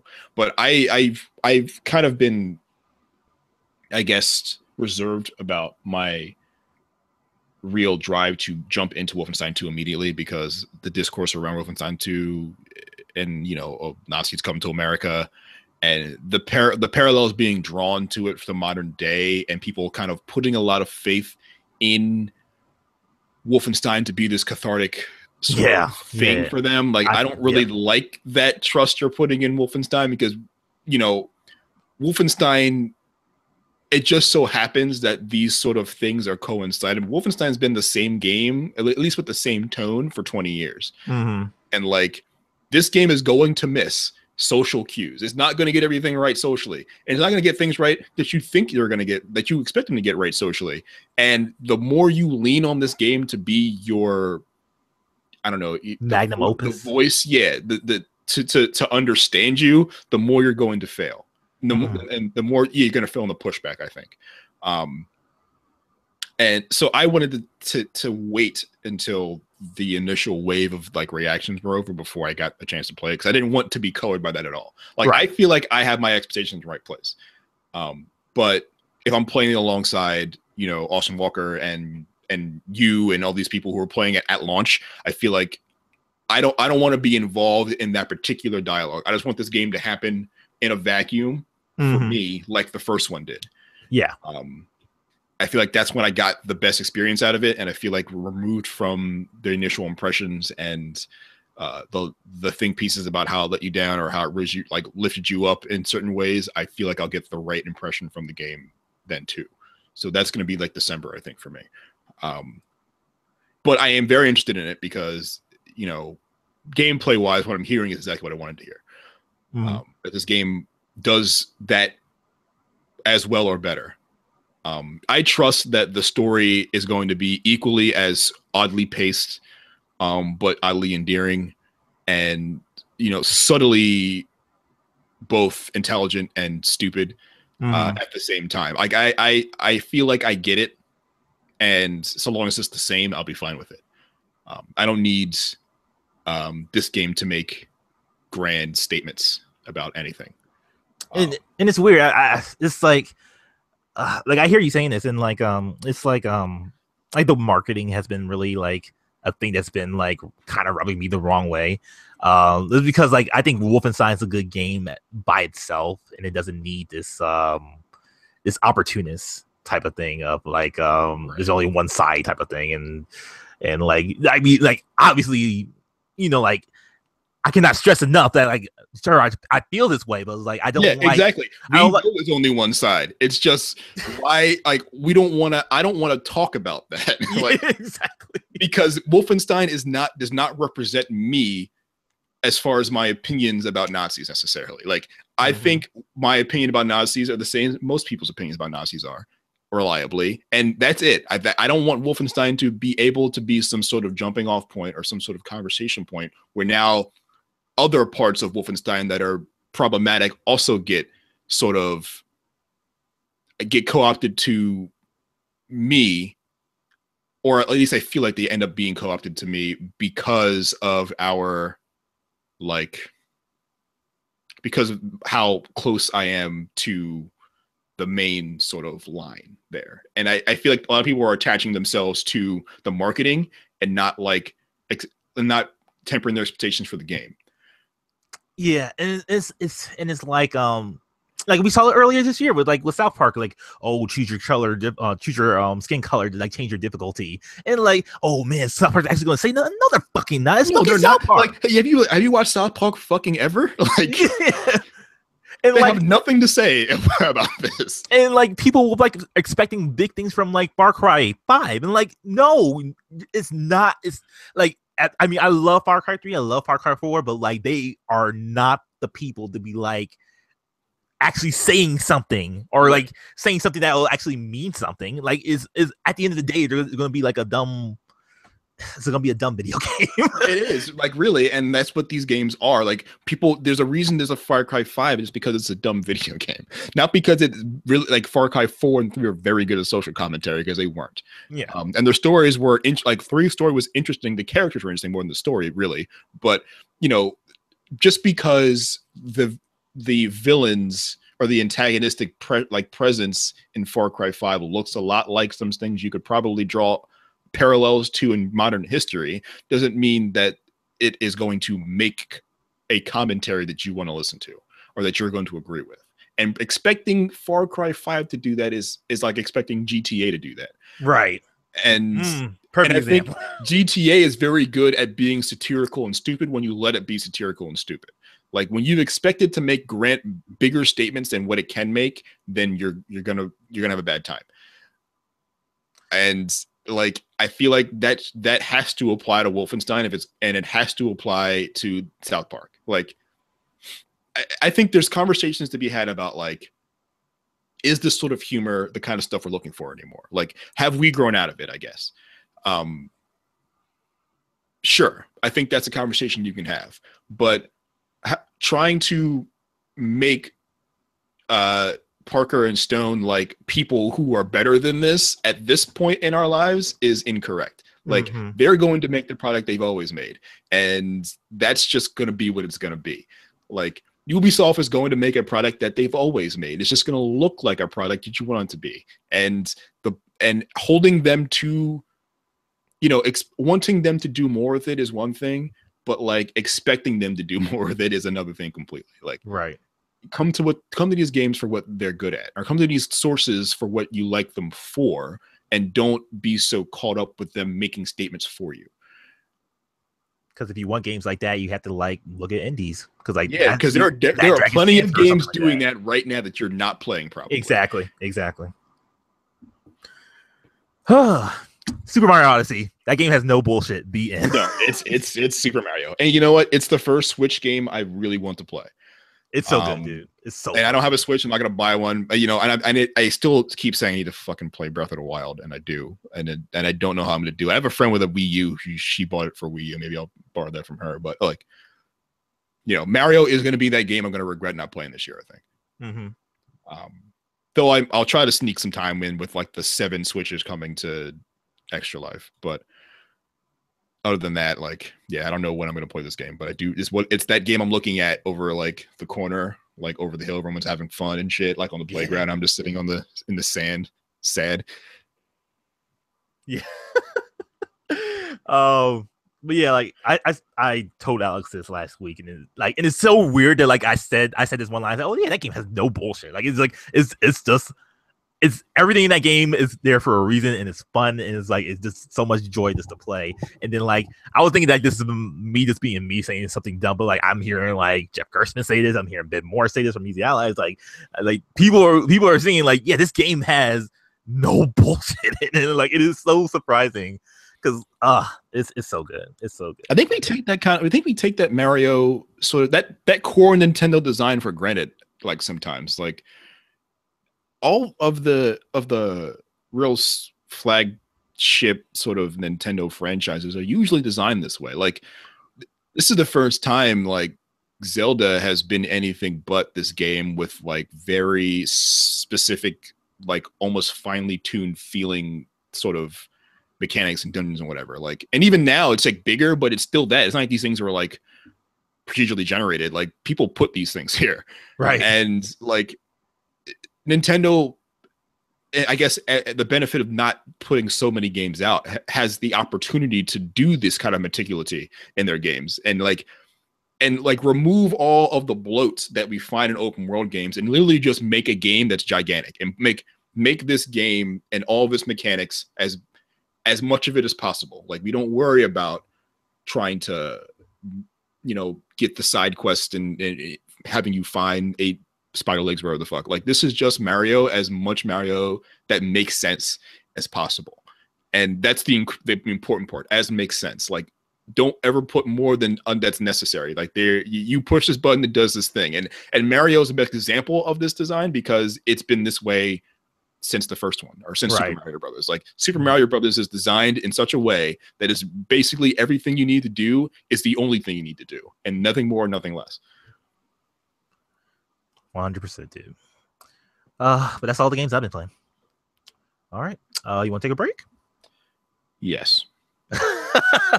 Well, we'll be back in a minute, guys. So stay tuned, and we'll be right back. Choo, choo, choo. I looked at my cup of water, and it's empty, so I'm gonna get more. Yep, right same here.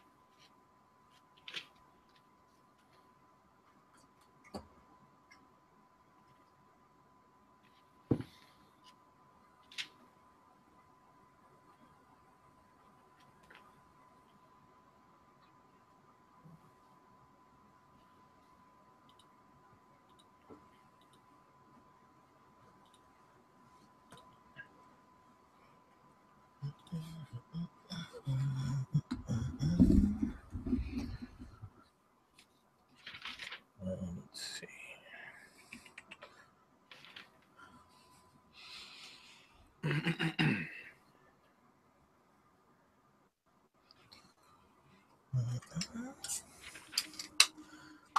There's gonna be so many LaCroix cans at X Drive. It's gonna be insane. Yes.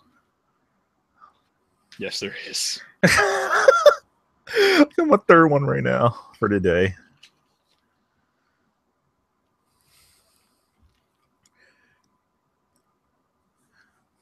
All right, let's get back to it.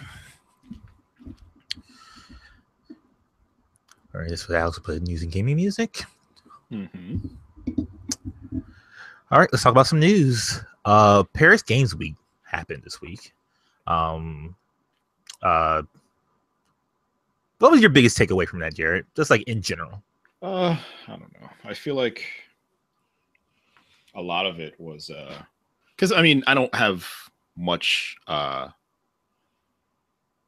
bandwidth for Nintendo and Xbox stuff, basically just because I don't really own those consoles. So like, and whatever, man, you got 2DS.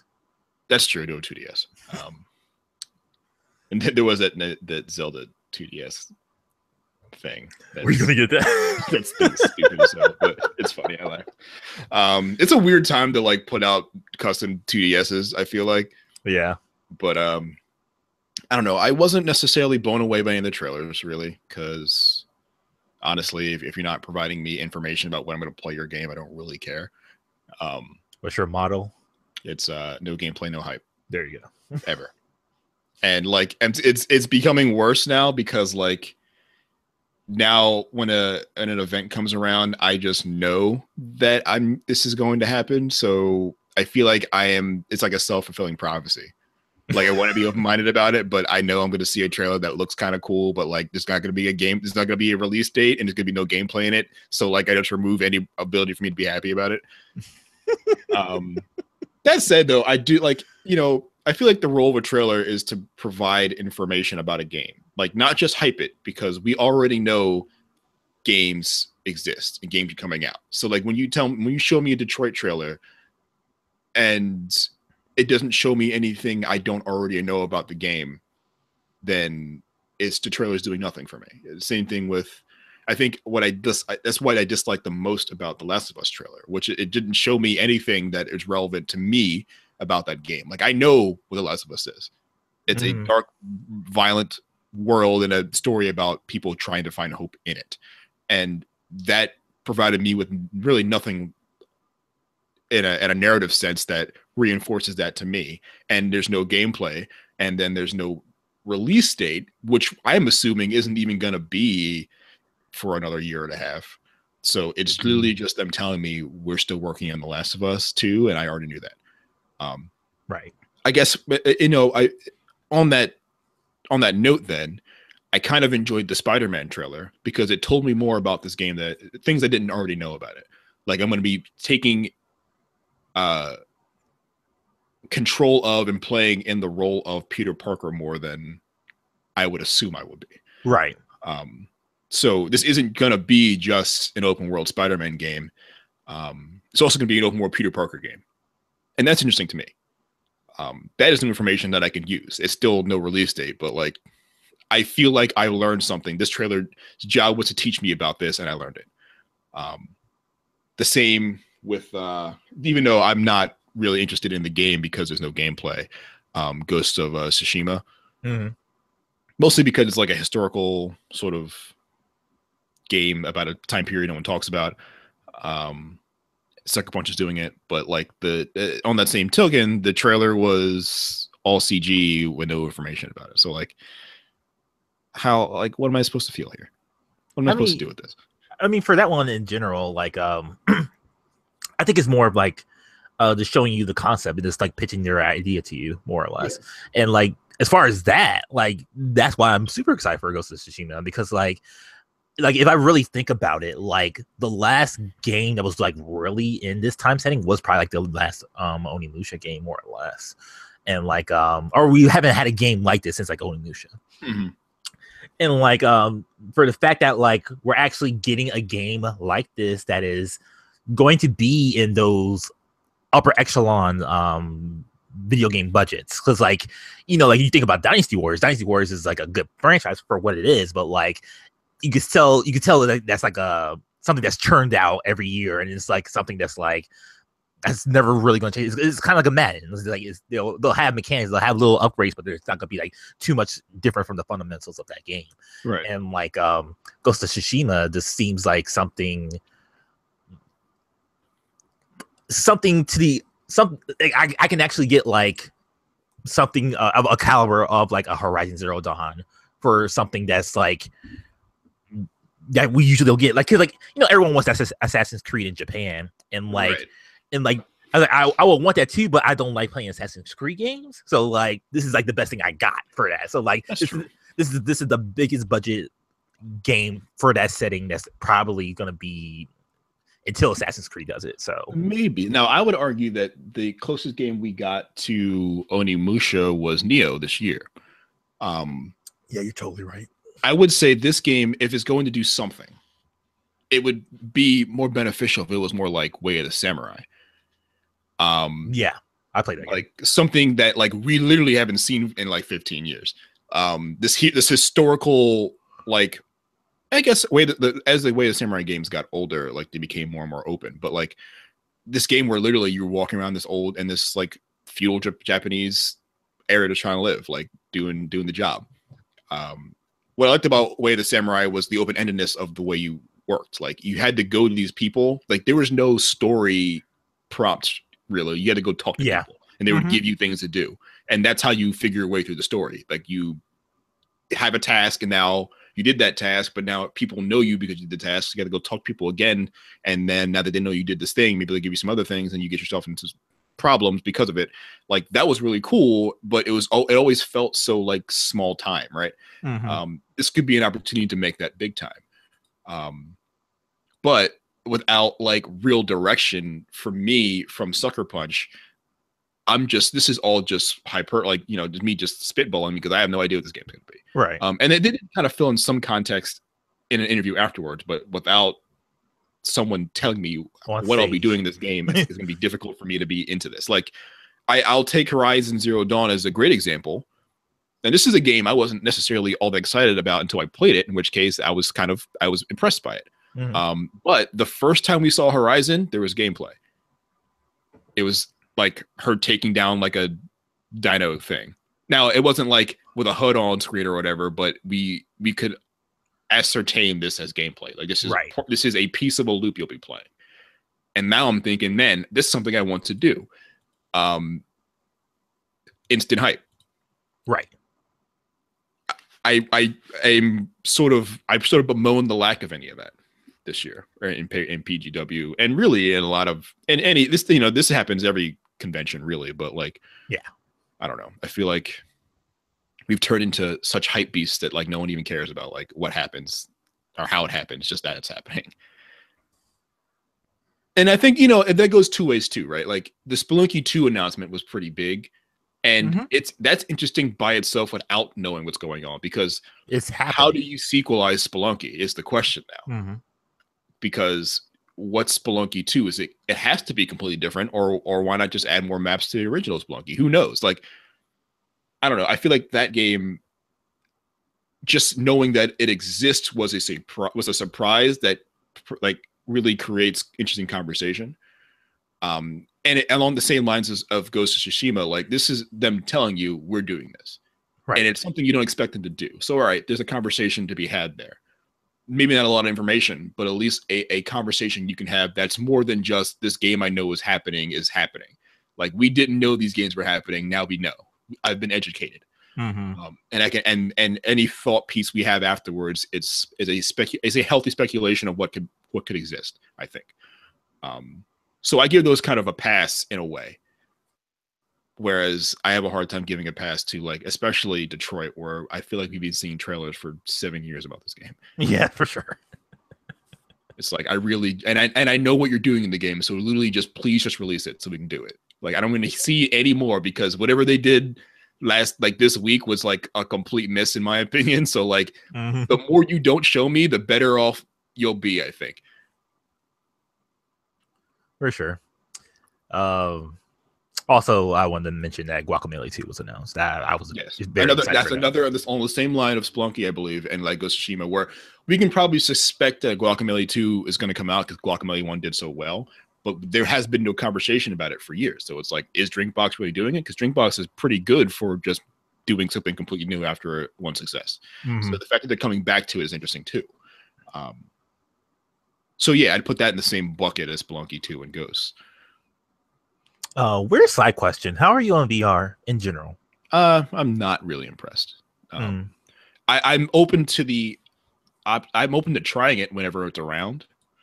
But I had not played that VR game or had that VR experience that sells it for me. Yeah, I'm pretty much the same way. And it had a huge VR presence there, which is interesting, and I'm glad like someone still supports it.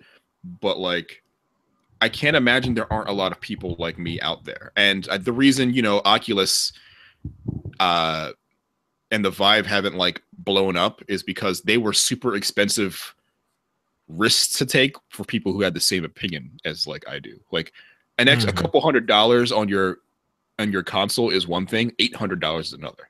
Yeah. Like and the tangible difference between what you'll play on an Oculus and what you'll play on a PS4 or a PSVR is minimal. It'll just be shinier, really. But there's no experience happening that's Oculus exclusive. That's so head and shoulders above what's happening on VR on PSVR that anyone wants to shell out the rest of that money for. Unless you have a PC and don't have a PS4. Like if you have a PS4, I don't see any reason to buy a PC for an Oculus, and I think neither did anybody else. But we got to start finding ways to keep people with the VR headsets buying stuff and motivated to continue like preaching the gospel. And there has to be something coming that's going to make the non-believers believe. And I don't know that that'll ever happen for me personally. But I'm kind of surprised that it hasn't happened for more people than it has already. It's weird that like pretty much like everything that they show, like they had like a good like a VR presence there, but like in my opinion anyway, like I don't think they showed anything to the level of like Resident Evil 7 supporting VR, which was like the seller for the moment. A huge thing at the time, and I can see Resident Evil 7 in VR being something that's like people want to play.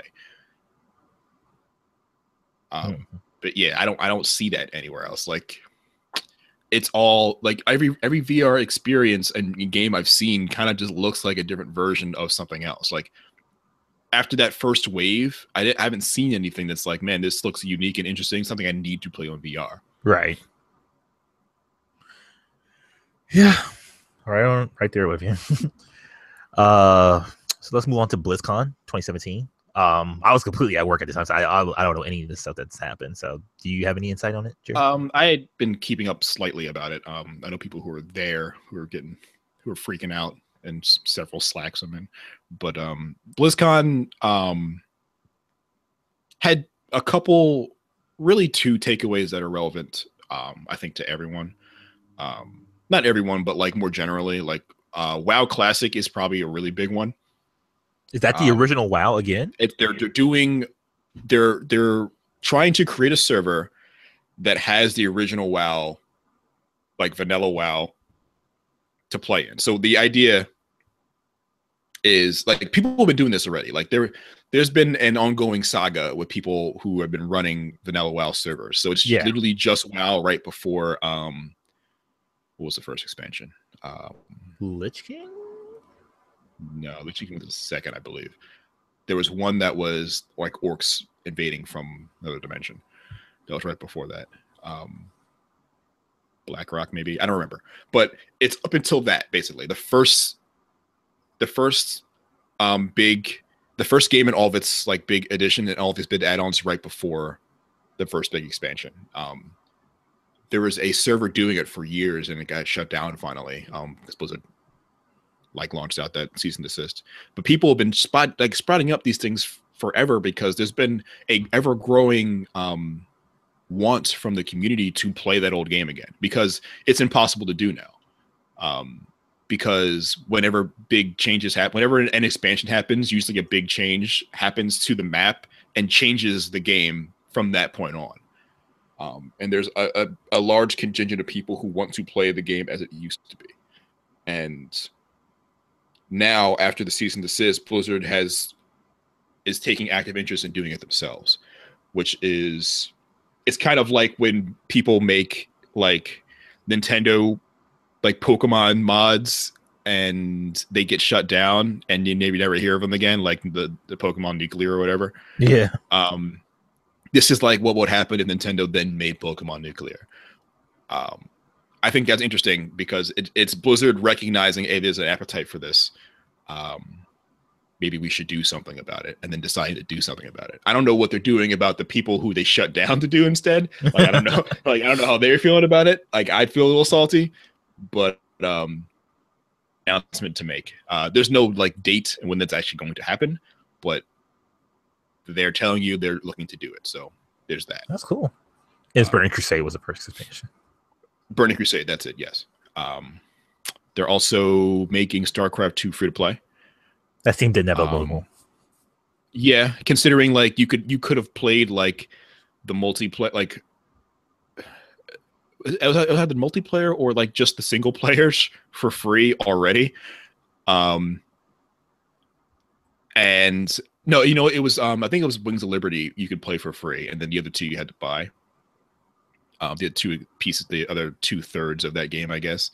And now they're just making it like free to play or something. Mm-hmm. I think that's interesting. I don't really know what it is they're trying to do with this. Like, they're trying to get more people into the multiplayer. I'm not sure. So yeah, that remains. The strategy here is lost on me, but I guess the more people playing the single player, the more you can court into buying expansions and adding to the multiplayer, the pro multiplayer pool, I guess, eventually. But like, I don't know how many people who are like potential pros that haven't already decided to play this game yet, you know? Mm-hmm. It was interesting news though, because it doesn't happen often where someone's just like, here, take our game. Like, the last time this happened was when Blizzard was like, please take StarCraft. The original StarCraft's free for you because we're remastering it and you have to buy that instead. But that was interesting. And there's a new Overwatch character. I haven't played Overwatch in like a year and a half, but I know the audience here like are Overwatch people. I know Alex is an Overwatch guy. Mm-hmm. There's a support character who was announced, who runs like Naruto. That's what Twitter said. Okay. So that's the most I got out of that, basically. I have to check that out later on. In other news, Xbox One X launches. It actually comes out next week, but eventually we're gonna have our friend, or a friend of mine, or friend of mine, Alex and Tony's and Scott, I guess, whatever. Jeff Chorney. He's like one of the main people whose voice, who, like, I used to listen to Jeff like maybe like 10 years ago when he was part of Interactive Distractions, and like that used to be my podcast that I used to listen to constantly. And Jeff was always like the, not really the outlier, but like he's the one who told it how it was, and like was always like upfront and honest about something. So like I'm really excited to have him on the show, because like he'll be getting the Xbox One X, and like he's always been like a big Xbox proponent. But like I want to know what you think about the Xbox One X, Jarrett. Like how are you feeling about like Xbox in general? I know from the outside looking in, it looks like they've turned it around. You know, no one was speaking positively about the Xbox One a year ago, really. Well, I would say more than a year ago, because I feel like this last whole year has been pretty good for Xbox. But this year, or I would say in a calendar year, the turnaround from Xbox being something people are like crawling to sort of justify to something people can say like, yes, I am excited about the future of Xbox, has been probably 12 months, I think. I don't know that anything great has happened in those 12 months, and it's probably even a little earlier, but I think the narrative now has been like it doesn't have any games. Well, I think the narrative. I think that's become the narrative because the Xbox One X is looming, right? And I think that's a true statement. What are the Xbox games? But I think that you can have the same question about the PS4. What are the PS4 exclusives? Like, we know what they are. When are they coming out? Like, we've been talking about what the big PS4 games are for years, and we haven't seen many of them. We get like one a year, I feel like. It depends what you mean, though, because like it's more of like the PS4 exclusives are like Nier and like Persona 4, Persona 5, and True. Neo. But I think Persona 5 was the look at this giant PS4 game on the horizon, where I feel like Nier Automata was like, surprise, this is a really good game you should play. It's also a PS4 exclusive. Like, I don't know how many people were super pumped about Nier before it happened. I feel like Nier was a thing, like, after it happened, people were like, holy shit, this game's actually good. Now, I played the original Nier. Like, I was excited about this game because I was so excited as soon as I heard they were doing it again, because I was like, are we really going back here? Like, what? Who said we should do this? Right. I'm just interested now in what we do. And like, but you know, the original Nier was a niche game, and that was a game I finished, and I was like, we're never gonna talk about this ever again. Like, this is an interesting game with some concept that could be expounded upon, but like this wasn't a huge seller, and no one's talking about this. So if this franchise disappears, it wouldn't be surprising. And then this happened, and I was like, well, shit, now I have to do it. But like, then people played it and were like, holy shit, you have to play this game because it's not what you think it is. And then millions of copies sold later, it became a hit. Like, I don't know that people were looking to play this game like we're looking to play God of War or something like that. It's just like, it just so happened to be really good when it happened. Same with Neo. Like, I feel like Neo had a better sort of cycle. Like, by December, people were in because it was a Ninja Theory game, but like Team Ninja, or it's like a Team Ninja game, like as we know them, but mixed with Dark Souls. And that's the keywords you need to say to get people excited about basically anything. And I think that worked in Neo's favor. But I don't know how big the expectations were for Neo. Like, it wasn't Uncharted big or Horizon big as far as expectations going into, you know, the launch week. It just so happens that when they launched and people played them, we all concede that they're really good. So would you say it's more, it's not that PS4 had a good year, it's more that Japanese video games had a good year? I think they had a surprise good year. Like, you know, I think we expected Persona 5 to be good. I don't think we expected Neo or Nier to be good, or we expected them to be fine, but I don't think we expected them to be really good, like great. And I think there's a bigger discussion to be had about the Japanese games this year, but I think the bigger discussion also has to include Nintendo, because Nintendo's just been hitting all year, it feels like. And the Xbox in comparison hasn't. But the added bonus of Xbox is there is no where are the games supposed to be excited for, right? Where is the God of War or the Detroit that I'm supposed to be waiting for? They're not around. That's the big difference between PS4 and Xbox One to me. Like, PS4 happened to also have good games without the hype, really. But they also have games to be hyped about, and Xbox does not. And I think the Xbox One X was the big reason why. Because I think they asked themselves the same question people were asking about the PS4 Pro. It's like, can we really develop games for both at the same time? Like, what do we do with that? And I think that's a fair question. And I think Microsoft took one particular way to answer it, and that's like the wait and see approach, I guess. Yeah. Where PS4 Pro is like, we're just going to do it and see what happens. I like that the Xbox One X is like them turning the game console up to 11.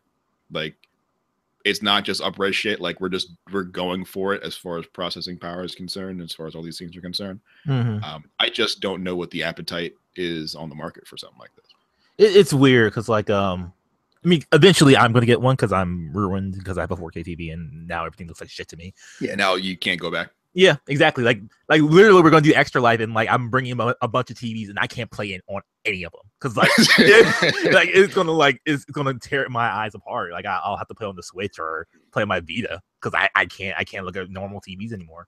Y'all disgust me. Pretty much. Bring my NES, SNES classics and play on that shit. That'll look good forever. But yeah, because it's weird because like I'm thinking about like Microsoft this year and like because like my biggest like criticism about Microsoft this year is just the fact that like why wasn't like Nier on their system? Like there's literally no reason it's on PC, so why can't it come on Xbox One? It has to be like a exclusivity thing, I imagine. But I don't think there is. I just think that's the question. You're right. Like, is there really? I don't really know. I think it's like for me, like I just feel like they weren't like actually like going for at the time. Like after E3, I think they are trying to strive to do it. And I realize this is going to be something that will take a while to actually happen because you have to like convince like Japanese developers like, hey, I know our console doesn't do anything over here, but we have a huge market in America, and you know, like they want to play your games because like I think about all my friends who had 360s and like played like something like Catherine on 360 and love that game, and like they have nothing on down their Xbox One, like nothing at all except backwards compatibility to play Catherine again. So like it kind of infuriates me that we can't. My friends who have Xbox Ones who love playing on the Xbox console in that ecosystem, they can't have games like Street Fighter V, even though that's a bad example, but like something along those lines. Like Tales of Berseria came out this year, Yakuza 0 came out this year, Persona 5 came out this year, like like a whole bunch of other shit, and like there's not really a reason. It's just like because I feel like they need to like at least like make some kind of division to where they could just like port those games over. Because if it could come to fucking PC, it could come to fucking Xbox One. If you're already like making exclusive that can go to the PC anyway, I don't see why it can't be the other way around. I'm just saying like fight for your fans and like make your ecosystem thrive. Like get diversity on your system. And I don't know like what you do to like actually do that. Like I don't know what they're not doing, because I feel like the Xbox has every opportunity that the PlayStation does to find these new games and to find their market and to like, you know, really play aggressively with money or whatever they have to do to get, you know, their hands on whatever makes them special, right? Mm-hmm. And for some reason, it just seems to not be happening. And is it because they didn't focus enough on, I don't know, single player, like, or not single, or like first party sort of a studio, I don't know, gallery like PS4 has, where they can make sure that they're going to have a steady stream of exclusives coming out? Is it because they doubled down on things that didn't work out before, or because of all those things that were big exclusives just aren't really there anymore? Like there's no appetite for them really either. Like who's lining up for Halo 6, who's lining up for Gears of War, the next Gears of War or whatever. Like, you know, I don't know where you go or how you can become a big video game console developer, manufacturer, publisher, and not have that stable of IP that everybody else does. Like, and Microsoft did for a while, but I feel like in this particular console cycle, they forgot to get new ones. It's just a frustration of mine. Because like, I just feel like there's almost no reason for them to like, not be behind. It's like it's kind of too negative, but like losing the way they are, and like you can like they literally play the same shit. PS4 and Xbox One literally play the same shit. Like PS4 just be 1080p and Xbox One's like 900p or whatever. So like you'll have a lower resolution, but no one really cares. Like the mainstream consumer doesn't really care about the lower resolution. They just want to play their games. And yeah, and like having an Xbox One X come out is like great, but like what am I going to play on this? It's just like I mean, like it appeals to me because like I got a TV for it, and like I'm 100% going to buy one, and like I will love it for that, and download Quantum Break and download 200 gigabytes just like seeing fucking 4K. Yeah, I saw that story today. I was like, is that fucking real? Is that a real number? That's because they had to download the game. You had to download the 4K access for the game, and then you had to download the 4K movie of the TV show. So like, that's fucking insane. That's all together. That's like 200 gigabytes. But yeah, that's a whole thing. I don't even know what the rest of this stuff is. I don't know what the Target buy two. I guess Target's buy two get one is happening again. I guess that's what Alex did today because he has like 3 games. He has the selfie with 3 games. Yeah. And you're like, bro, you spent $100 on that, and he's like, I guess not because it's buy two get one. So I don't know when it ends. I didn't know when it started. So if you're in a Target while you're listening to this, take a look. Right now, I don't know when this news happened. I found out like literally an hour before we went on air. But Game Studios, Runic, and Motiga were closed. Didn't Runic just put out a game? Yeah, Runic just put out Hob. Yeah.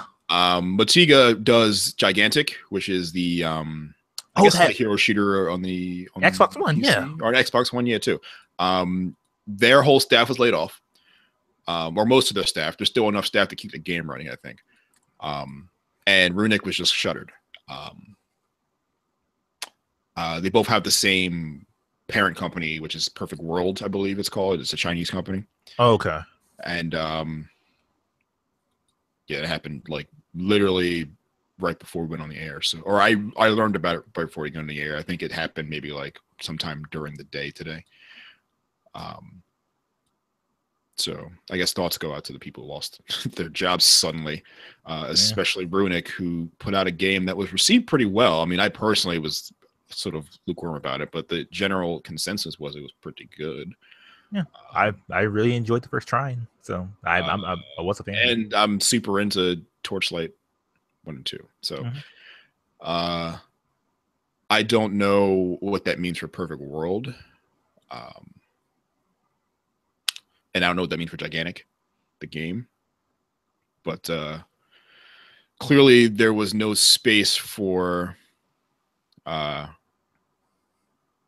Runic's particular style of single-player development there. And I think that might be maybe another wrinkle in the what's up with single-player games in the modern era sort of conversation. Yeah. But then there's also like what with free-to-play games with Gigantic. So yeah, exactly. So yeah, it's kind of a shame. Mm-hmm. I was interested in seeing what Runic would do after Hob. And you know, there's still an opportunity. Those guys could find some other place to go and do the same or similar things. But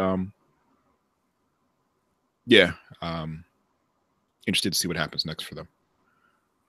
Indeed. And just a quick reminder: Extra Life is next week. If you want to support us, go to irrationalpatches.com/extra life, and like all the info will be there for you, like to help donate. So you know, watch us. We'll be there live for 24 hours. So you see me, Jared, and a whole bunch of other crazy cast of characters. And we've announced plenty of things. There's probably still more to come. So keep your eyes out on Twitter and all of our social media accounts, because we'll be solely unwrapping the litness on our way to the weekend where things will get really, really stupid. For sure. You driving down here? Yes. Okay. I don't know. I plan to do it Thursday, but we'll see what happens. Yeah, I actually got off this Thursday. Well, I thought I had to work that until like the afternoon, so I'll be able to leave pretty early, so that's good. How's that trek for you? It's rough because no matter when you leave, traffic around DC sucks. You basically have to go that direction from New Jersey. So like even if I leave early Thursday, it's still going to be a problem traffic wise. And then you got to like try to adjust for all the rush hours. Because traffic around Baltimore can be pretty rough too. For sure. And like I want to get like an oil change shit before I leave. So Yeah, I'm not so sure when the right time for me to drive would be good for me to avoid the traffic, but like either way, it's still going to be something like a 2.5, 3 hour drive. It'll more reliably be like 3 hours, but it could be more, and I'm just trying to avoid it being a 4 hour drive. Right. All right. Well, that has been a show. We did have a bet with Call of Duty, but I'm tired. Sorry, Alex. Womp womp. Well, if you wanted to bet, he should have been on the goddamn show. No, he has 3 games, so he doesn't have time for us. Yeah, he can't play. He can't do the show anymore. So let me close it out. Let me look down. Sorry. Oh shit! I closed the dock. Why did I do that? Womp womp. But before we close out, pimp your shit out, Jared, real fast. You should be listening to the Input podcast. It's a weekly podcast, comes out on every Friday morning, where me, George, and Logan talk about things and stuff that are going on in the general gaming community, news-wise. And it's a pretty good show, and I'm pretty proud of it. Also, listen to the Monthly Passions podcast when that comes back, because it's going to be good. It's been slipping because I've been spending lots of my free time making sure we can get input out regularly. So the Monthly Passions podcast has slipped, but there is audio in the can for the next episode that is still being edited in my free time. It will feature Ali Mushka. It'll be a conversation about what we know, which is her decision to not be a brilliant law student and instead be a dirty gamer girl. And hopefully it'll extend beyond. I think we had a conversation that is a bit more unique than simply just sort of about that particular headline. As soon as I get it finished, it'll be out.